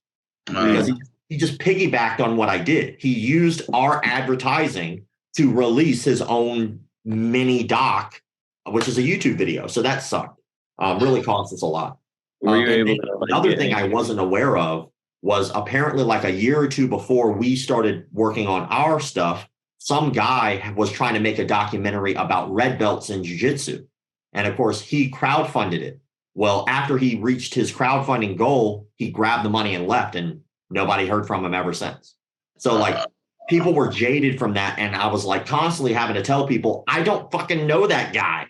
I don't know. He has nothing to do with me. But it was like, all right, well, we raised 20,000, which is only 10% of our goal. I talked to the film crew. I was like, look, I'll work for free. And they were like, well, you know what? Like, just give us what what you have, and we'll work for free the rest of the way. So they took a huge hit to do what we've already done. So we filmed for 3 months when we only really had a budget for maybe a week. So 3 months, if a week. And then I paid for a whole bunch out of pocket. I probably spent another $20,000 of my own money because I had to pay for food. I had to pay for hotels. I had to pay for insurance. I had to pay for a lot of things that weren't necessarily something I could afford, but I did it anyway because I know that this is going to be a big deal. So we filmed for 3 months. But right before we filmed, so let me start over. So we're 6 months in. Idea. We crowdfunded. Now I have to get the production team on a schedule with me because you have to remember, production team, that's their job. So in order for them to do this with me, they have to take off of work to do this for me. And so we were like, all right, when can you do this? They were like, probably about another 3 months. All right, so that would put us at 3, 6, 9 months out. So I was like, all right, 3 months from now, we'll start filming. COVID hit a month before. So if anybody remembers COVID was that little thing, I don't know, it's just a little small thing that affected the entire world, where almost all martial arts schools at the time, especially in California where we were going to be filming, closed. Like doors closed, like people weren't allowed in. It was wild, wild west, man. It sucked. A lot of good school owners lost their jobs because of regulations. So we were like, well, what do we do? That lasted almost 2 years. And what sucked was originally we were told like, hey, 2 weeks to bend the curve, 2 weeks to straighten the curve. All it's going to take is 2 weeks of everybody isolating. That shit turned into a year. And then after about a year, the regulations started easing up. And we were like, oh, perfect. Let's film. Like, when are you guys available? Hey, we're available in about another 2 months. All right, cool. 2 months. Let's start filming. A week before I'm supposed to drive out to California on a cross-country trip, stopping at gyms along the way to save money, COVID restrictions went back up in California. And it was like, God damn it. Nothing's more frustrating than doing something with good intentions when you have someone else's money. None of that's my money. That's money that other people are relying on us to do. Now, luckily for us, everyone who has donated money to us has had faith in our project, except for one guy who asked for $10 back. And I gave it back with no problem. One guy. And the entire 3 years we've been working on this shit, we've only had one person ask for their money back. So thank God for those people. So we wound up eventually going, fuck it. What do you want to do? Do we just give the money back, give up on this shit or not? And I'm a pit bull. I don't just stop shit. Like if I say I'm going to do it, I'm going to do it. No matter what obstacles or acts of fucking God are in the way. So we wound up actually going through and we filmed for 3 months. We put that footage together in what's called a sizzle reel because the footage that we had wasn't what we wanted it to be. We could still put it out, but it wasn't as good. So we put that sizzle reel together. And a friend of mine, his name's Jonathan Sadowski, who is a producer and actor. He's actually an actor on this show called Sex Life or Sex Love or something on Netflix. Big show on Netflix. So he saw the trailer that we made and he hit me up and he goes, dude, you have something here. He goes, do not settle for what you have. And we were like, well, the problem is like, we don't know what to do with this because in all honesty, we have enough to make a movie, but the movie won't be as good as we want it to be. We didn't get to get a lot of the things we wanted because we didn't have the budget. We had to film primarily in California during COVID restrictions. So a lot of stuff was even on Skype. It was like not what we wanted. And he goes, I got a guy for you. He gets us in contact with a guy named Adam Wood, who's an Emmy award-winning director. Adam he goes back and he takes the footage and he makes a sizzle reel that's really fucking good. And so he took that and he used it as a concept piece. We made a pitch deck. We made a sizzle reel. We put together synopsis and an investor package. And he goes, here's a real budget for you to make the movie that you want. After I explained to him what I wanted to do. That budget was roughly about $787,000. It's not anything to sneeze at, but in terms of a film, still pretty cheap. So he goes, let's do this right. Let's get real investors. Let's get a real backing behind that. And he got us in contact with a company called UTA. UTA is one of the top 3 talent agencies in the world, and they now represent our film. Way leads to way. We're shopping this around. And Mo from ADCC contacts me. I've been contacted. I've known Mo for a long time, but I didn't know Mo was ADCC Mo. I just thought a guy named Mo that I talk to often, right? Because we almost never talk about jiu-jitsu. We would just talk about other shit, right? So then he hits me up one day. He goes, hey, man, do you want to go to ADCC?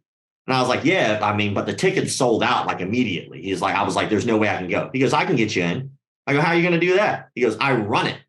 I go, get the fuck out of here. I was like, all right. So he got me tickets. So I go out to ADCC, which was an amazing experience. And I got a press pass. So I'm like around and I'm filming content and stuff. And I wind up going to the backfighters area and there's Jocko Willink. And I was like, oh shit. I was like, it's Jocko. I was like, he's talked about the work that I've done on his show before. I'm going to go say thank you. So I walk up and I go to shake his hand. And when I walk up to him, he goes, hey, Rob. I go, he knows my name. That's awesome. Like, and he goes, first words out of his mouth, he goes, how's the documentary going? I go, oh shit. Like, well, and I start talking to him about the story I just gave you guys from start to finish. I go, well, we only raised $20,000 out of our budget. And he stops me and he goes, why didn't you ask me for money? I go, I just met you. I didn't know that was an option, right? Like, I didn't think, hey, nice to meet you. Can I have money? Like, I didn't think that was a thing. So he goes, no, man, I support your work and I'd love to talk to you more about it. And then he gets pulled away by like an entourage of people because ADCC matches were about to start. And I was like, all right, well, I'm going to call him on that shit. So I contacted my team that second. Fuck those matches. The people win, people lose. Who gives a shit? So I wind up calling my team right then. I was like, hey, find this dude's information and send it to him because he doesn't ever answer his DMs for me. Like he doesn't even read them. Like I don't think he answers DMs at all. So I said, find his contact information and send it to him. So they did. They found the email, the proper channels, and they wind up sending it. And we got a response back in an hour from sending it. And they were like, we'd love to, let's have a meeting. Fuck it. Got the plane ticket, flew my ass out the next day. I was like, let's go. I went to Victory Martial Arts, which is out there in San Diego. That's where Dean Lister is. That's where Jeff Glover was at for a while. And, that's where Jocko trains. We had a 2.5 hour meeting that kind of was left up in the air. And I didn't like that because I flew my ass out. I'd like a yes or no. But that was our fault because I wasn't direct. And dealing with like guys like the director, our producer and stuff like that, they're very much Hollywood speak. And if you don't know what Hollywood speak is, it's where everyone's wishy-washy and no one's direct. That's not how I am. So everyone left. We thought the meeting went well, but I was like, I'm not leaving here without a yes or no. So I turn around and I go, hey, man, what do you think? Is this something that you'd be interested in joining and being a part of? And he looked me in the eye, shook my hand. He goes, I can't finance the whole thing, but he goes, I'd be happy to be a part of this somehow. So, of course, we got a conversation going and he wound up becoming an executive producer. He did wind up investing in the film. I'm having conversations with Adam from Karate Combat, the president of Karate Combat. He's interested. He'll also be investing in the film. Another producer who is a silent partner, he invested in the film. And then now we're in talks with Epic Roll, who's a very close friend of mine, Matt from Epic Roll. And it looks like I'll know whether or not they'll be investing in the film this weekend. So potentially with the deal, because I don't want to say names, but potentially with that deal, if this deal with Epic Roll goes through, it will be 100% funded potentially. So that puts us in this great position now where, yes, there have been a lot of obstacles and hurdles and things that we have to jump through. It's not easy to make a film, but I have never stopped. Anyone who's ever donated to the film gets updates on a website called McDojo Life DOC. It's McDojo Life Doc on Instagram. Anyone who's ever donated a dime gets updates on that film. You can just go in there, prove that you donated. If you ever bought a t-shirt from me, fuck, if you gave me a high five on the street and you can prove it, I'll get you in that page because that information is something that was a perk during our original crowdfunding. But people kept asking afterwards, hey man, how can I donate? Well, just go there, donate whatever, and we'll let you in the page and you can get updates, behind the scenes content and stuff like that. It's a slow grind, but I do not stop. I refuse to stop. I will not stop. This is what I do for a living. So I have a lot more on the line than just some documentary. This is a reputation. This is my branding. And hopefully this is a legacy that I can lay out. I'm not going to stop just because shit got hard. Fuck COVID. Fuck funding. The shit's going to get done. I don't care if I have to sell 2 kidneys. All right. The shit's going to get done. So we already filmed such great footage too. And we actually interviewed 5 of the biggest frauds in the martial arts industry. Now, with the rest of the funding, the goal is to go to them. Like go to Indonesia, confront a cult there. Go to, I'm not going to say their names, go to the frauds and confront them in person and really show without question that these people are just mentally ill. They're just mentally ill and charismatic. And they use that as a way to manipulate people and take advantage of them. And this hopefully will change lives. Hopefully it'll show and guide people who've never done martial arts before what they need to look for in a good school and what they need to avoid in a bad school. If we could do that, we could literally change the martial arts paradigm, the platform, everything will change after that, because school owners now will feel obligated. Now that the public is more educated, now that every other person that comes in is asking, are you guys background checked? Now the status quo changes. Now schools will have to do that shit. And it won't be because of a regulating body. It'll be because of more informed customers and consumers asking and requiring more of our instructors. So I really do think that by putting that information out there for the public, that it will change lives and save lives. Nice. Well, shit. Oh, shit. Sorry. Now, I scared myself. I put my phone on the couch. That shit started vibrating out. I was like, oh, they coming for me. I was like, it's Verizon. I said something about Verizon. Verizon knows. They heard. Verizon knows everything, man. But then I was gonna get to ask you.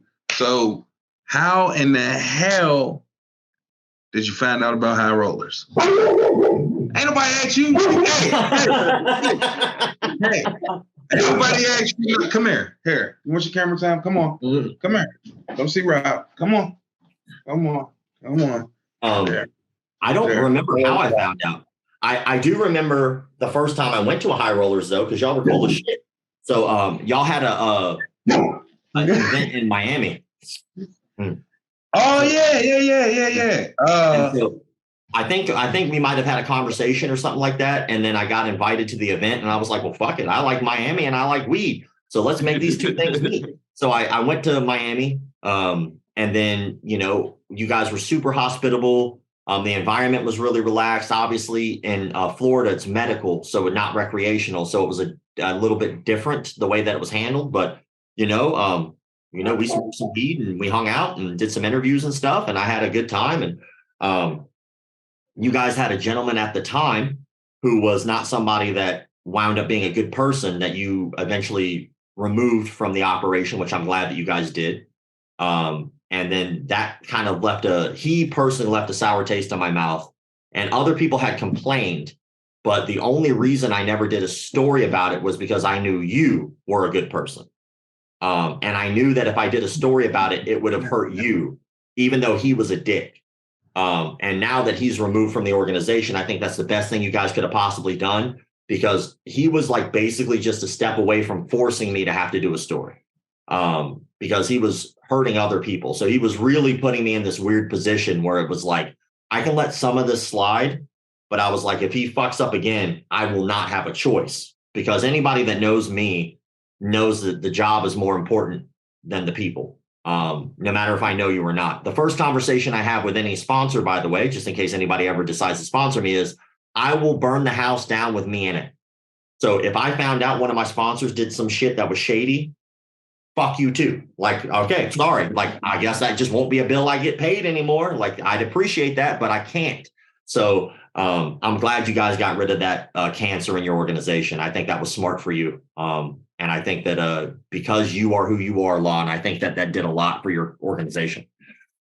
Oh, shit, man. Well, I appreciate you thinking I'm a good person. I like it. Well, all I know is our interactions have always been good. I have a feeling that you're the person that if you had some shit to say to me, you would just fucking say it.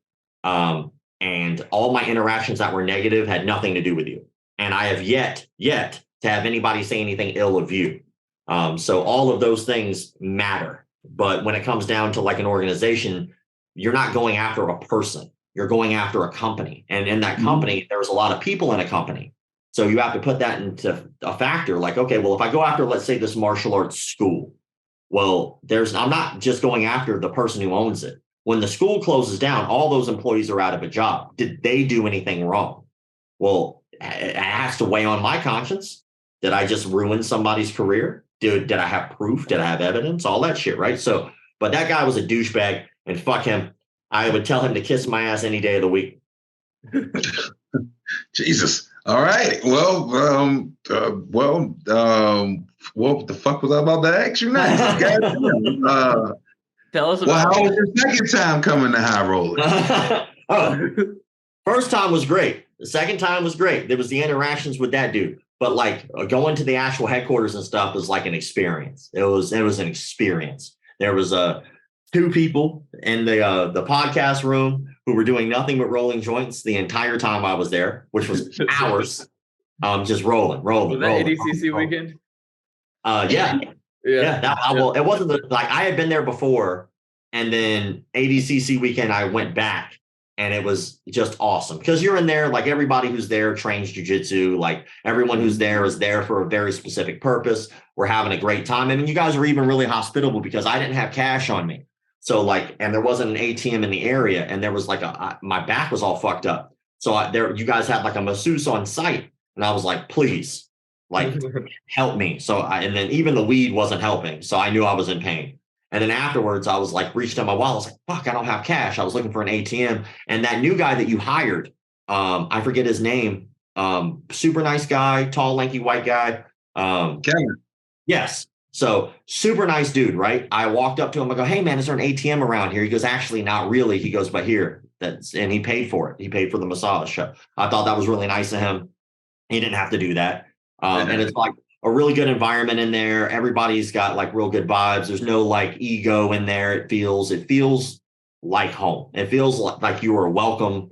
And that's just a cool feeling. And I know that your events host that same feeling, and you guys can take that from wherever you go because of the people involved in the organization. So you were there for the open mat, right?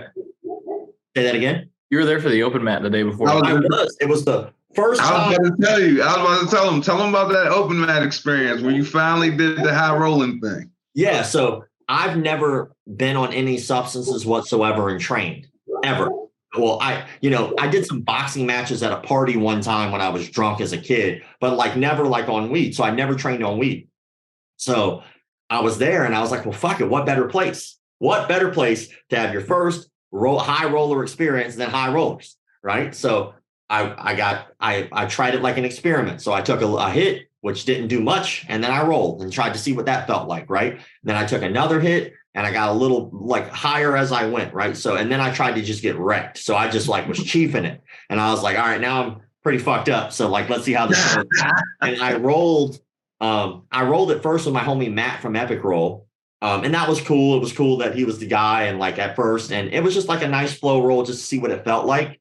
And then I rolled with like y'all's brown belt champion from High Rollers. Elijah. Like, I think I just remember that because I the was Jabroni grappler. He's our main event this weekend.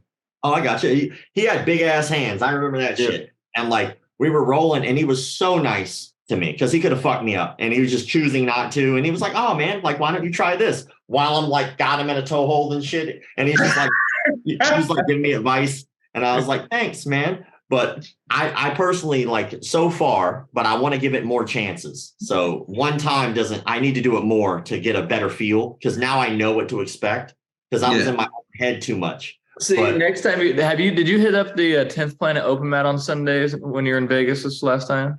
No. So it was weird. Like, so I was there and I went not during ADCC, but on another time I was in Vegas, and I tried 2 times to go to 3 different schools. Mm-hmm. And every one of those schools, their schedule online was not the real schedule. So like I'm in Vegas and I get an Uber and I drive to an open mat at like a some Gracie Academy. I forget, like Carlson Gracie maybe or something like that. Yeah. But I wind up going to this academy, and when I walked in, it's like there are 2 people doing construction like on the building inside on the mats. And I was like, all right. And there's one lady sitting in the lobby, and she's like on her phone. And I'm not sure if she's done training or she's about to train. And then there were 2 people on a ring, and they were talking to each other. And that was it. And I walked in. No one said, hey. No one said hello. No one introduced themselves. I was like, all right. And it's about 10 minutes before this open mat's supposed to start. I was like, all right, well, fuck it. I'll sit down and I'll wait. So I wait. And a guy comes out of an office. A guy comes out of the office, doesn't say hello to me. Talks to 2 other people, doesn't say a word to me, talks to the lady, goes back behind the counter, does some shit behind the counter, goes back in his office and leaves. And I was like, I'm not rolling like this. I'm sorry. Like, this is just fucking weird, right? Yeah. Like, it's weird. You're already in a hostile environment. You're in someone else's gym. You're about to do an open mat. So that means you're about to spar with people you've never met before. And no one says hello for like the 10 minutes I'm sitting here. Then 5 minutes passed. And one lady came in who was fucking jacked. Like, thick, with some K's and C's. And she walks past, and it looked like all she did was eat steroids and lift weights. And she's mean mugging on the way in. She goes right to the open mat. She starts warming up without saying shit. The two people who are on the ring, they leave, and the lady in the chair, they leave. And it's just me and this like fucking barbarian looking chick who I'm pretty positive. Huh? You and Miss Behemoth?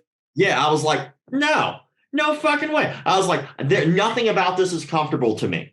I was like, I'm just leaving. I'm going to go to another open mat. I was like, I looked online while I was waiting. There's another one that's going to start in like 45 minutes at another gym. I'll hop in an Uber. I'll go somewhere where they at least value to say, hey. So as I leave, Wait, you didn't want to spar Gabby Garcia? No, fuck that. I was like, I wanted to have a good time. Like, I wasn't having it. So I go to leave. And as I leave, there's a truck that wasn't there before, right? And I get like 5 steps away from the truck, and the window of the truck rolls down, and the guy yells out the window. He goes, hey, man. And I go, hey. He goes, are you staying for the open mat? I go, no. He goes, why not? I go, well, first of all, I told him everything I just told y'all. I was like, to be honest, I was like, and they're doing construction in there. So like the mats are dirty. Like there's construction shit all over the mats. I don't want some random sliver of metal going in my fucking eye while I'm rolling and shit. Right. So I was like, I'm leaving. And that was the owner of the gym. Apparently, he sat his ass in his truck playing on his fucking cell phone instead of going inside and being a goddamn business person and saying, hey, nice to meet you. Let me show you the facility. This is so-and-so. Like, it was none of that shit. And I was like, all right, fuck this, I'm gone. So I got in a truck and I go over to the 10th Planet that was out there. And the 10th Planet, I guess their scheduling on their website must have been off. Yeah. So I went in and they were like, oh, we actually just finished up for the day. And I was like, well, fuck. Yeah. It's confusing because they have the 2 locations. They have the location right off of Fremont Street. It was one like in like a little bit of a strip. So like in a little bit of a strip. So you like go in and there's like a couple other businesses and you like walk kind of like past that and they're like inside that. Yeah, that's down off of Fremont Street. They were so polite. Yeah. I was like, they were like, sorry, we're like, they were literally cleaning the mats as I walked in. So I was like, well, the one you want to go to is 11 a.m. every Sunday. It's out in Henderson. There's probably 70 to 100 people every Sunday. You got ADCC competitors. You got UFC, like number 1 contenders, UFC champions training there. You got Bellator champions training there. It's like, there's a lot of guys you'll run into. And maybe I'm weird. Like, I don't give a shit about all that. Like, I care that I could go in there and it could be like a room full of white belts. And as long as we were having a great time, that's all I give a shit. Like, I'm like 38. Like, my time is coming to an end. I don't give 2 shits about competing. I don't care about who subs who. If I go into a place and they're just nice, like you can neon belly or neon face. And I'd be down there, like, if we're joking, I'm cool with it. Like, the reason I say that is because it shows like their humility, because they're rolling with everyday Joes, you know, and kind of like, and giving advice and kind of showing like the like humility side of martial arts. And that's something that I've never seen with any type of like pro sports at that level is, you know, guys of like that level coming and, you know, interacting and doing that sport that you have these fans of you in, and like, you know, that's why I think it's a really cool environment. Yeah, that shit's cool. I actually have I got a podcast I got to be on at 1, but can I give you guys a story from the documentary that we filmed? Yeah, we love it. Like, so we're doing experiments, right? So a couple of the experiments, one of them, I actually like pretended to be a fraud. Mm-hmm. So like I made a website from scratch. And like all the instructors are labeled different shit. So one guy's like Sensei Steve and the other one's like Sifu so-and-so and the other guy's like Professor something. And we left all these red flags on the website on purpose to see if anyone would catch them. And on the forum, it even says like, if you have any questions or comments, you know, let us know or whatnot. Right. So anyway, I wind up fooling all these people. I taught them bullshit on purpose to see if it would fool them. Right. And they all bought it.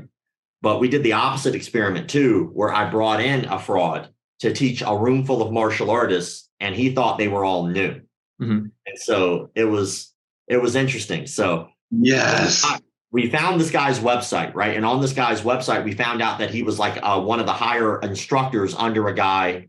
I won't say his name because we still might have to film with him, but he's a lead instructor under a very well-known fraud who believes that he can knock people out with sound and shit, like real crazy stuff.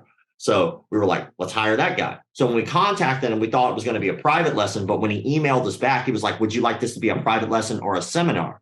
And the light bulb went off. I'm like, I'm going to seminar. Like, how much? And so he told us and gave us the price, and we set it all up, right? So, okay, cool. We made that happen. So I was like, we filled the room full of like 10 or 15 different martial artists who all had different martial arts backgrounds. One guy had like a really good high school wrestling background, but hadn't trained in a while. So he had high school wrestling experience and hadn't done it forever. One guy was like the 6'4", 200 and something pound capoeira dude who had been doing capoeira forever. One chick was like 4'11" Krav Maga instructor. Like, it was just like big, diverse group. And I told them, you don't have to lie to him. Don't lie to him. But if he asks you, just don't go into detail about your resume. So if he's like, do you guys have martial arts experience? You'd be like, yeah, a little. Like, okay, cool. And then we move on, right? So that did happen at one point. It's like, anybody ever done martial arts before? And they all raised their hand, and he didn't get into detail, right? He's like, all right, cool. So then he starts teaching this pressure point seminar, right? It's all about like, you know, like if you hit this, it'll stop a man's heart and shit. He even sent us an email, which is the funniest shit ever. I can't wait for people to see this, because he agreed to do the seminar, but his window of time that he had available was so small that we had to find a gym that weekend. And the only gym that was available that'll let us come in was a small gym in Compton. In Compton.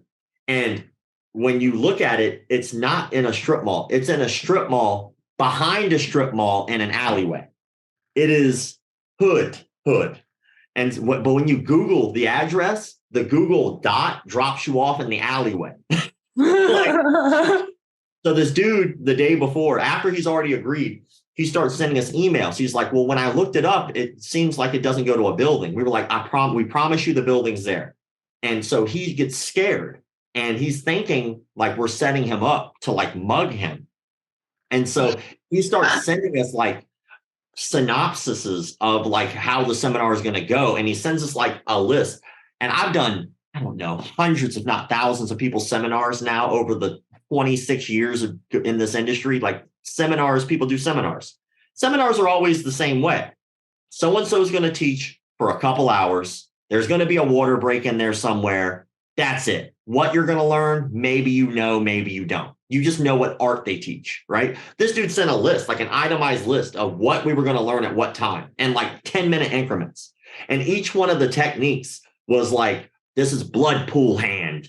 And this is, they all sounded like real intimidating and shit. And he was like, are these people ready for the seminar? Because like, this is going to be brutal. Like, he's trying to up himself. Like, what he was trying to do was scare us because he thought he was going to get mugged. Like, he sent this like beautiful email, and we thought it's the funniest shit. So he does show up. We're so worried he's going to cancel. He winds up showing up, and the gym has no labels on it. It's blacked out windows in an alleyway in a strip mall behind a strip mall. Like, doesn't get any shadier than that. But we go in there, very nice people. The owner is a great dude. He shows up, and he's actually kind of in shape. Like, he's a little shorter dude. He's kind of in shape and thick. I was like, okay, well, that's different. And most of the time, they're not in shape at all. And he comes in, and he starts teaching us revivals, right? Like, well, if you knock a man out with this pressure point, this is how you revive him and get the energy back in his body and shit. It's like 30 minutes of revivals. And the rule I told everybody was, for the first hour, go with it. Don't say shit. If it doesn't work, pretend it does. We're just going to go with whatever this man says for the first hour. But after that hour, be yourself. Say and do whatever you feel's in your heart. And I'm just going to film, right? So he starts getting into the pressure point techniques, and like he starts talking about pseudoscience bullshit. He was like, you know, after you do this pressure point, be sure to rub the arm this way so that way it goes with the blood flow. And in my head, I'm like, that's not how blood works, motherfucker. It goes both ways. It pumps. Circulatory system. Circulatory. Could come back in and out. Like, anyway, so he starts like talking this bullshit, and then he starts doing these pressure points that don't work. And so I'm having to be the Uki because I'm not going to put anybody else at risk. I'm going to be the guy. So he starts doing these pressure points on me, and I have to like Oscar level act live because it doesn't work. And I'm like, ooh, oh, you got me. Like that shit. And so eventually the hour hits, and there is this chick there. Her name is Heather, and she's one of Galval's black belts, Andre Galval. So she's one of, at the time she was a brown belt, but she's one of his black belts. And the very first second that hour clicked over, her hand shot up, right? She goes, how could you teach this? And he didn't get the question because it was very condescending. He goes, I do teach this. He goes, no. As a woman, you teaching this to a woman, he goes, I do teach women. And he doesn't get it because everybody's been so polite up to this point. He goes, if he did this, pointing at the big capoeira dude, if I tried to do this to him, it would never work. And he goes, oh, but it does work, right? Hands are shooting up, right? They're asking him questions. For the first hour, we're bone dry. This dude walked in with a white shirt. He is profusely sweating through this shirt. It's like, you could tell it's nerve sweat. I was like, fuck. I was like, they're going to fuck up this last hour by just asking questions. I was like, I don't think they get it. Like, I got to rein these reels back in. I was like, trying to like calm everything down. She goes, could you knock Rob out? And I was like, that would be so. And like, if no one's ever met me before, like I know that like I look super skinny, like on camera and shit, but I'm not like a little guy. I'm like 6 foot something, like 200-pound guy. Like I'm not a little guy. And so this guy is like much smaller than me. So he brings me to the front of the class and goes, well, we could try something. I go, I'm willing to do it. Let's find out. Let's do this shit. This is the juice I wanted. So he like takes his hand and he palm heels me in the chin. Whack. And I'm just like, all right. And he goes, now watch this. And he fucking decks me with it. Wow. And I'm like, all right, you hit me harder. He goes, but I didn't hit you harder. And in my head, like, bitch, I know what getting hit and then getting hit harder feels like. That's what that is. Right? We're trying to talk about like the chi and like how his chi was like projecting into me. I was like, no, you just hit me harder.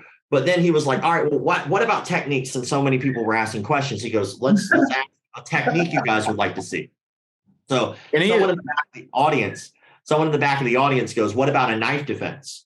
And his eyes light up. He gets so excited. He goes over to his bag and he pulls out a rubber training knife. Like he's been waiting for someone to ask this question. So he hands the knife over. Now in the experiment, we were supposed to have like an even number of people show up, but one guy didn't make it. So we had to pull one of our camera guys off a camera and plant him as a student. So he had no martial arts experience whatsoever. And the guy hands him the knife, like just happened to work out that way. The only guy with no martial arts experience gets this knife. I was like, this can't get any better. This is fucking awesome. And so he goes, what kind of defense would you guys like to see? And someone in the back goes, what about like an upward prison shank? And he goes, okay. And he asked our camera guy to stab him in the stomach that way with this rubber training knife. He got stabbed 17 times trying to do this fucking technique. He takes his hands like this in like an X block style. And he tries to use the back of his knuckles to hit pressure points on our camera dude's arm to try to disarm the knife. And he just kept getting stabbed. Right? So, of course, we're like into the let's be honest phase of this. Are you cringing at any point? Like, are at any point, are you just like sitting there like it is uncomfortable? Does it at any point get uncomfortable to be there? Oh, like, no, fuck, it was great. It'd be like a motherfucker.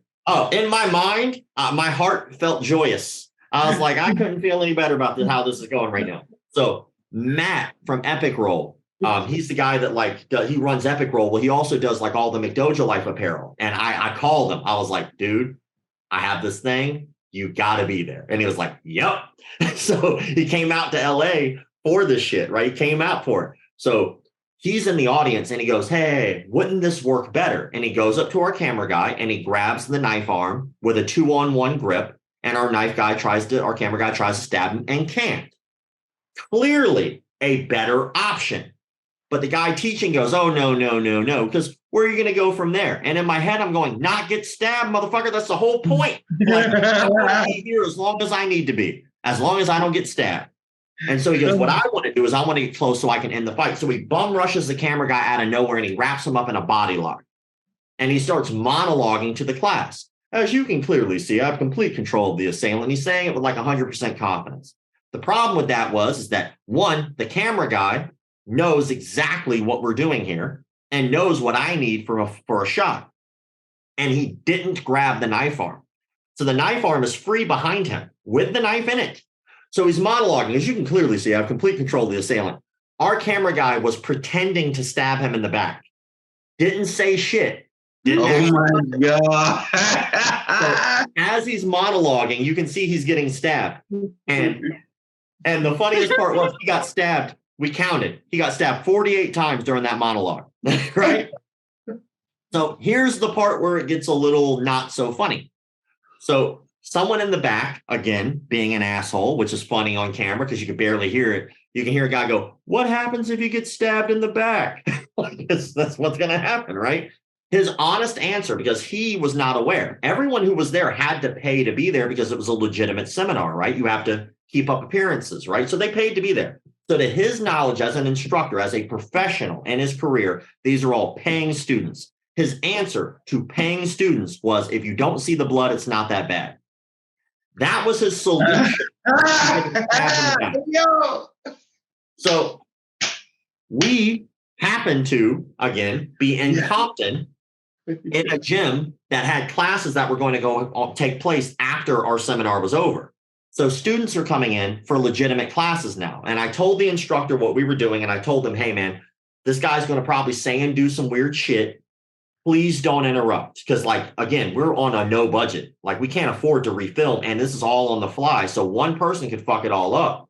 So, like, now there was like a private lesson going on behind us. And of course, like, that guy would smile or snicker every once in a while, but he was good. He was cool. But the instructor, every time a new student would call or a student would come in, he'd pull him off in the front. He'd be like, give him the spiel. Like, "Hey, this is what's going on. Please don't interrupt." But there was this like tall, lanky dude in like what I remember being like a Michael Jackson looking Thriller jacket. And he's sitting down waiting on class, but his face was so animated that our camera guy saw it and kept every once in a while getting his reactions, right? And his jaw was comically on the floor when that guy said that knife shit. It was like, "Look, it's not that bad." He was looking for someone sane in the room to acknowledge that they heard the same shit I did. Yeah, he's like, "Is this like a joke? Is everybody in on this?" He's in the room like, "What the fuck am I here?" Right? But that's like one piece of gold. And there was definitely some other stuff in that seminar. Like, for instance, the guy who was only like a high school wrestler, the guy was talking about defense against a double leg takedown. And the guy goes, "Yeah, you just drop your elbows on the person's back." And the high school wrestler dude who hadn't trained in fucking forever goes, "Can I try?" And the guy's like, "Sure." And I was like, "Oh, yes. Yes." He does the worst single leg that turned into a double leg I've ever seen in my fucking life. It was horrible technique because the dude hadn't done it since he was in high school, right? So he's out of practice. So he does the worst double leg, tabletops the guy in the air and dumps him in the fucking corner. Oh, no. And the guy's like, it just gets dumped. And you can see him on the way just trying to slap every pressure point in the world, right? And he's just getting fucking wrecked. He went on because it was like 10, 15 feet from the initial to where he got dumped. Like, he was yoked up, right? And that actually made it into the trailer. Like, there's a part where you can see him gets Are dumped. you at any point feeling bad for this guy where it's like, No, absolutely fucking not. And I don't feel bad for frauds. I don't feel bad for charlatans, because imagine, this is how I see it. The advice he gave about that knife shit, to his knowledge, was paying customers who were there to learn a seminar, to his knowledge. Imagine if you're somebody who believes that shit and you take his advice and you happen to be in a situation like that.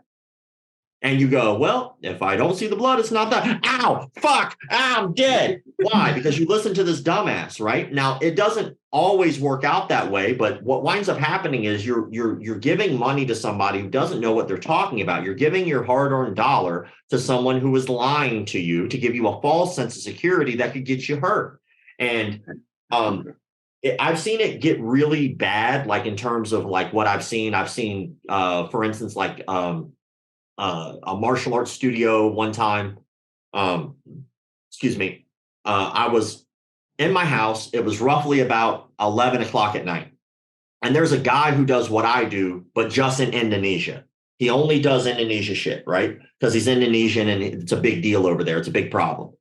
And he randomly sends me a message. It was like one of those closed videos, and it was like at 11 o'clock at night. He said, you need to watch this. And when I opened it, it was a gang rape. It was a gang rape of like kids between the ages of 14 all the way until roughly about 20 years old, probably about 10 or 15 of these dudes, all wearing their martial arts studios t-shirts, gang raping a woman who was passed out. They were putting kitchen utensils inside of her. They were laughing. They were having a good old time. Now, this is some shit I was not prepared to see. This is some shit that sticks with you. And so 11 o'clock at night, I'm thinking I'm going to get high and go to sleep. And I open this up and I see this. And I'm like, first of all, fuck you for sending this to me without warning me. And he was like, well, he gave me the story. Apparently, like a 16-year-old kid was like in charge of this whole thing, like organized and orchestrated getting this woman from a bar there back to their place where she passed out and they raped her. And this is some shit that stuck with me. Well, I can't do the story how I would normally do the story because I can't show that to people. I wish I didn't see it. Certain shit just don't go away. Once you see it, you can't unsee it. So I tried to do my best to wind up doing a story about this. And I wind up doing a story about this the best way I could. And I noticed like Instagram stories, because they disappear after 24 hours, it's a lot easier to touch on controversial subjects because they disappear. Right. So I could like get that up and I'm less likely to get a strike. So I did the best I could that way. And so I started doing this story for like over the course of a week. Every day, it was the only thing in my stories, trying to wind up getting something to happen legally about this. Well, what wound up happening was the mom found out about this and the mom directly contacted me. My boy's a good boy. He's never done anything wrong. I was like, I fucking saw it. I saw him rape a woman passed out. I saw him stick utensils from the kitchen inside of her. I saw her bleeding from this.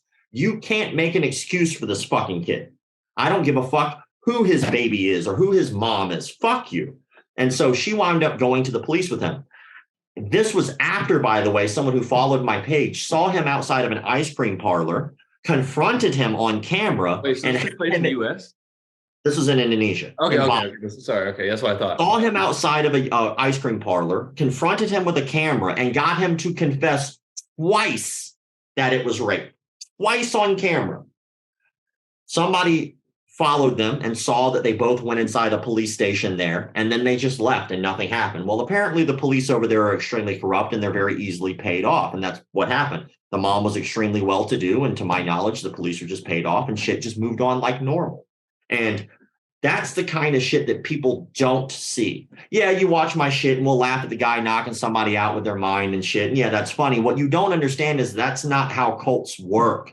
They don't just stop with goofy shit like that. You think fucking all those people who died at fucking Waco, Texas, who were following the psycho who thought that he was the second coming of Jesus, you think that if we saw one of their sermons, yeah, we'd probably laugh at the crazy shit he was saying. But then you find out that there was a fucking shootout there involving the government and people died. That shit's not so fucking funny anymore. Or you look at somebody like a David Arnbeck who runs a place called Warriors Cove MMA. David Arnbeck admitted straight up to molesting a girl in his home. He wound up taking a plea deal and was still able to teach martial arts, right? We laugh at the shit because we don't see the line. We only see the shit that makes us comfortable. We see the shit, we laugh at it, we move on with the day. What happens when you peel back that curtain is fucking fraud and murder and extortion. How about a guy named Bobby Joe Blythe, who literally murdered a guy, a homeless person, on camera, murdered him on camera, posted it, and got away with it. Just got away with it. Nothing happened to that guy. How about the tons, the hundreds, if not thousands of people over the years that I've covered in terms of these stories? I have over 4,000 posts on my Instagram. 4,000, because I post at least once every day of a different fraud. Do you think it stops just because of the manipulation? No. Me convincing you of supernatural abilities is a reason you're looking for something and that guy's providing something that gets you manipulated. How about fucking Joshua Fabia and poor Diego Sanchez's career because he was taken advantage of by this little short midgety fuck who probably works for the Keebler Elves? This motherfucker's not even allowed on roller coasters, and yet he was taken so seriously by Diego, he was taken advantage of by him. He worked his way into the UFC as a cult leader. Hell, he was fucking Stephen Bonner all the way up until he died, was still with that guy's gym, right? We look at the shit and we laugh and we move on with the day because we think they're not being serious. We think they can't be real because it looks so outlandish. And because of that, we turn a blind eye and we just walk away and we let the shit continue. And then you get shit that happens in Indonesia, where I've seen and witnessed, this is also on our sizzle reel, I've seen kids run over by a truck and killed because they believed that they had something called Tenaga Dalam, which means inner power. I saw an 8-year-old slit his throat during a practice they call Debus because he believed that the adults who were doing a magic trick, but they're selling it like it's real, he picked up a real machete and slit his fucking throat because he truly believed in his heart he could not be killed. He believed he was impervious. So yeah, it's funny. We laugh at it, ha, ha, ha, and I'm glad people watch and they get a good kick out of it. But you peel back that curtain a little bit and you'll see some shit that I've seen that you wish you didn't. And unfortunately, it happens all the time. Look at the fucking Russian Sambo guy who recently just broke a kid's neck right in the middle of class. Yeah, I saw They got that. filmed and put out. Yeah. How about the kid in Taiwan who got killed by his fucking judo instructor on the second class, thrown so many times with signs of concussions? He said he was nauseous. He said he was ill. He threw up during class. And that coach, while the kid's uncle watched, by the way, in a classroom full of adults watching this happen, he was put in a coma because he made all the other kids in the class throw the kid too. Made them aid and abet in a murder. That kid was in a coma for 3 months and eventually died. That's the shit that keeps me up at night because no one seems to give a fuck about it. Yeah, we laugh at the ha-ha, oh, the woo-woo stuff. It's great. What you don't see is who these people really fucking are, which is sick individuals who no one's calling out. They just let the shit ride. And I can't let it ride. I can't stand by and let that shit happen in something that means something to me. You know, martial arts changed my life for the better. I got lucky. I got fortunate. But there are a lot of people who don't. They get taken advantage of. They get fucking raped. I mean, look at fucking Lloyd Irvin bullshit. You know, oh, because he's good at jujitsu, we don't give a fuck about the rape? Are we just going to ignore that shit now? Fuck him. How about the fight sports shit where a fucking girl got raped and then they let the fucking guy walk back into the gym while she's still there? That motherfucker like fled. He got like a $50,000 severance pay. Like, we're going to sit here and pretend this shit doesn't happen. Why? Because these people are good at martial arts? Fuck them. Fuck all of them. No one gives a shit. There is no place on earth that matters other than martial arts and protecting yourself. I'll give you an example. Let's say all of us, all three of us, are the heads of a major multi-million-dollar company. I'll be the fucking head of research and development, Lon is a CEO, and Brock is a CFO. And we're having this meeting about how we're going to grow our company. And then here comes Steve, the fucking janitor, and he walks in beside us and we go, ho, stop talking. Steve, the janitor, is a third-degree black belt in jiu-jitsu. He could kick all of our asses. Let's see what Steve has to say about this company. That shit will never fucking happen because that shit doesn't fucking matter. It only matters in two places or three. In a martial arts gym, it matters. When you're defending your life, it matters. And when you're in competition, it matters. Other than that, it means nothing. But in martial arts, we put it on such a high pedestal that we're willing to overlook rape and pedophilia and extortion and fraud and even murder because someone's good at martial arts. Who gives a fuck? I don't. Nor do I give a shit how long it takes somebody to get a belt. Nor do I give a fuck how much someone charges. What I care about is, are they being honest with you? And are you safe? And will you get something out of this? All that other shit is just petty bullshit that ruins our industry. And I hate it. And I think we can change it. Sorry for my rant. No, it's Hey, awesome. man, Like, yeah, it is what it is, brother. I Yeah, ain't gonna no. cut your ass off. the That's what you're community here to definitely do. benefits from what you do. Yeah, I mean, at the end of the day, fuck them. I mean, it boils down to that. I think so many people are afraid to speak out because they're worried they're going to get kicked out of a gym. Okay, go to another one. Like, okay, who gives a fuck? Oh, well, I won't be able to train with so-and-so. Well, if so-and-so was backing the guy who raped someone, maybe so-and-so is a piece of shit too. Yeah. Or like, how about the people who are like, well, my organization, fuck that organization. Go to another one. Like, I like it here. Okay, I bet you'll like it somewhere else where they don't rip you off.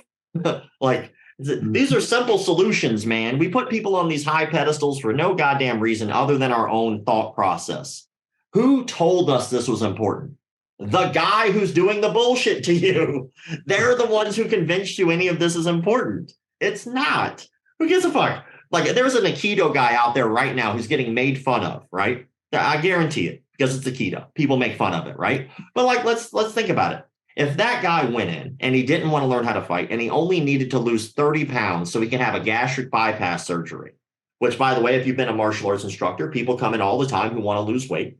So this guy comes in, his doctor says, hey, man, you got to lose 30 pounds on your own, and then you'll be available for a gastric bypass. And he goes, you know what? Fuck it, I'm going to do that. But he doesn't do the gym because it's too solo. He doesn't like that atmosphere. Why not do something he's always wanted to do? Martial arts. It looks so much fun. And he finds an Aikido school that is welcoming and brings him in. And sure as fuck, he loses 30 pounds on his own. He gets that gastric bypass surgery. He winds up losing an extra 200 pounds, changes his life completely. So then he can go online and be proud of what he does and be proud that he does Aikido and show that off. And here comes some fuck to go online and call him a piece of shit, make fun of him, put him down, even though he had to go through more than that other person could possibly ever imagine just because of the art that he did. Who gives a fuck? Who cares? They were being honest with him. They didn't tell him he was going to be the world champion because they don't compete. They didn't tell him he was going to be the best fighter because they don't fucking fight. They didn't tell him that lie. He didn't believe he was going to be the greatest in the world because of Aikido, but it did help change his life for the better. So who are we to shit on that? As long as they were honest. Now that we should pay attention to, that we should call out. But people send me shit all the time from Kung Fu, Wing Chun. Like Robert Downey Jr. was one of the most problematic actors in Hollywood.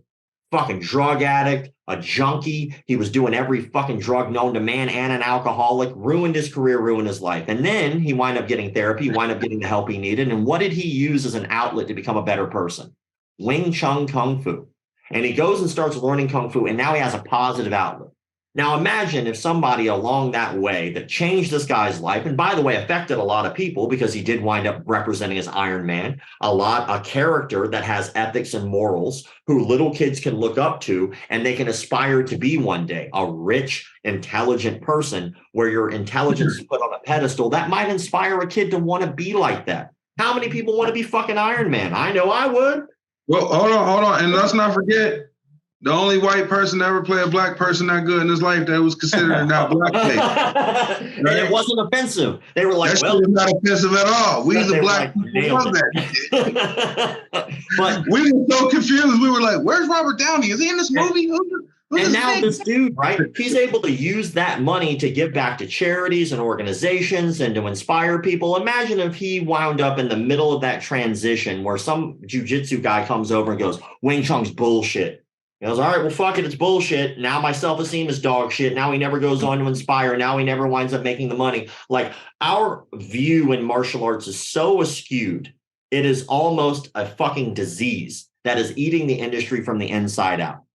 How about we put honesty and integrity and respect back on a fucking pedestal where it was when I first started martial arts, and then maybe at the end of the day, there are less frauds. There are less people who are ripping people off. There are less murders and rapes. There are less pedophiles because we give a fuck again. We're not just shitting on everyone else, putting ourselves on the top of the pedestal. Oh, that's bullshit. You shouldn't do that art. That's not real. Real for what? Like, because what? That guy doesn't want to be a world MMA fighter? You know, that guy doesn't want to be a kickboxer? That guy doesn't want what you want, so it's not legitimate anymore?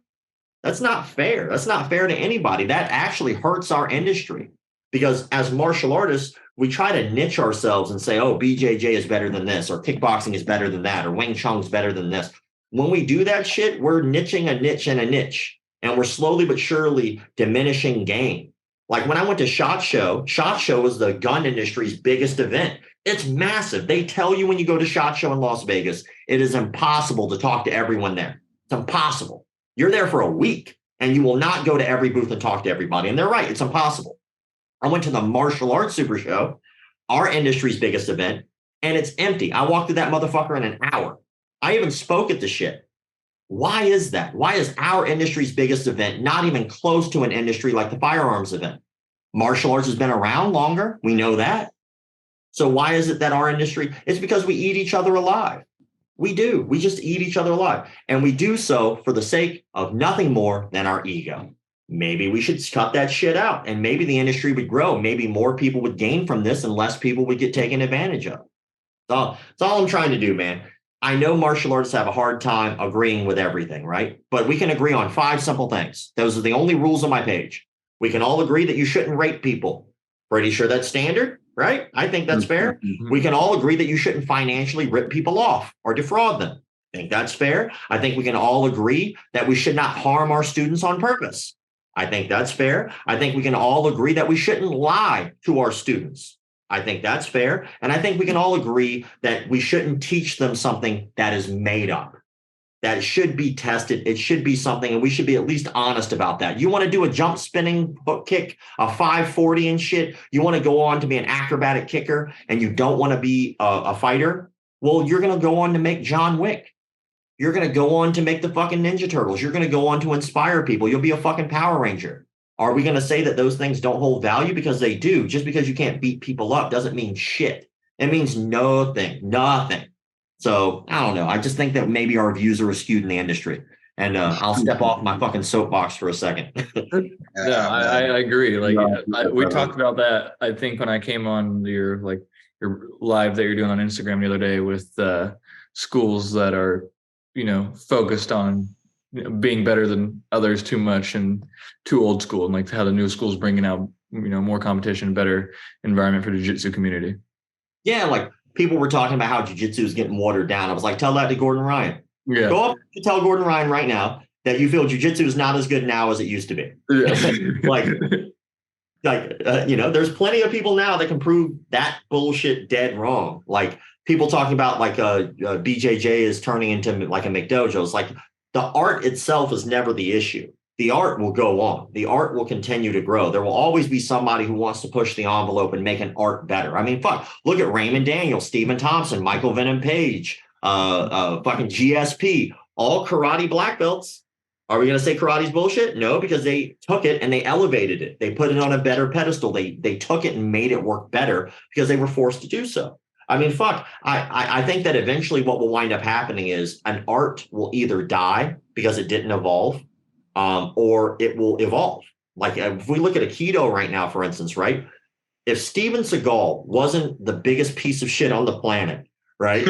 Then he probably would have pushed Aikido to become more. 100% agree with you. But Aikido fucked up. They made that guy the figurehead. You probably should have gotten somebody better, That's all I'm saying. His first 3 movies were the shit. Hard to Kill. Oh my God. Fucking Under Siege. He was making Aikido look like the baddest shit on the fucking planet. Then he goes and gets these rape accusations and calls himself God on a fucking interview. Then he says that he taught Lyoto Machida a fucking front kick, or fucking Anderson Silva, whoever he said he taught. You think they didn't know a front kick before you when they were like a karate black belt? You're out of your goddamn mind. And take off those fucking glasses and get a goddamn salad. It's crazy. What? Hey, brother, I know you said you got to get out of here. I definitely don't want to hold you up. But my man, thank you so much for coming on the show. Make sure you give your shout outs to your sponsors, whoever you need to right now. Do your thing. All right, man. Well, you can check out anything that I do at McDojo Life on pretty much any social media platform, except for Reddit, because some douchebag took McDojo Life and refuses to give the shit back. So on Reddit, it's the McDojo Life. But then thank you to Monkey Tape. Thank you to RDX Sports. Thank you to Ninja Pipeline. I'd also like to say thank you to Killcliff. And of course, I definitely want to give a shout out to the guys over at Karate Combat for being just so fucking cool to me and always taking care of me and putting on amazing shows. They get better every time I've been. There's never been a time I've gone to those shows where they didn't take care of me and it wasn't just a blast, just incredibly good at what they do. And their organization is just going to continue to grow. Dope. All right, you guys, that's my man Rob from the McDojo Life. I am Big Ron. That's Brock over there. Brock, got any shout outs, anything coming up we need to announce? What we got this weekend? So this weekend we have High Rollers, Arizona. We're heading down to Phoenix. May 28th, we have the Open, and then the main card, we have the Jabroni Grappler headlining that. One of the nice gentlemen who was helping Rob there at Open Mat. during ADCC weekend. Helping. It was balling me up. After that, we have DC coming up. After June that, 24th. yep, the date on DC is, I'm pulling that up right here because we've had June 24th. Yep, June 24th, and then we got July Oh. 15th, San Diego, and then we haven't announced this yet, on our Instagram, but we do have High Rollers Boston, Jiu-Jitsu and wrestling, the 22nd and 23rd of September. Awesome. I like when you guys, like when I get my headquarters up, man, y'all will always have a spot to have your show. Like, I'd love to have you guys like be on that, because that'd be amazing. Because the goal is to treat the headquarters like concert venues treat concerts, but I want to do that just for martial arts events. Let's do it. Something going on. High Rollers Jacksonville. Yeah. Let's make that Duval Rollers. And funny enough, I figured out a way to make that event where you could actually smoke like y'all did in y'all's headquarters, because it's medical here. So basically all you would have to do is require a medical card if they wanted to be there. And then you could literally fill it up and do it just like you did before if you wanted to. Hey, Ain't no more. We'll have to get those logistics down. Yeah, man. Say no more. We'll talk soon. Sounds Hey, good. thank you. This All is right, my man. really enjoyed talking to you. Yeah, Hell man. Thank yeah. you for being cool. Always. Always, brother. Thank you. All right. Later. Peace.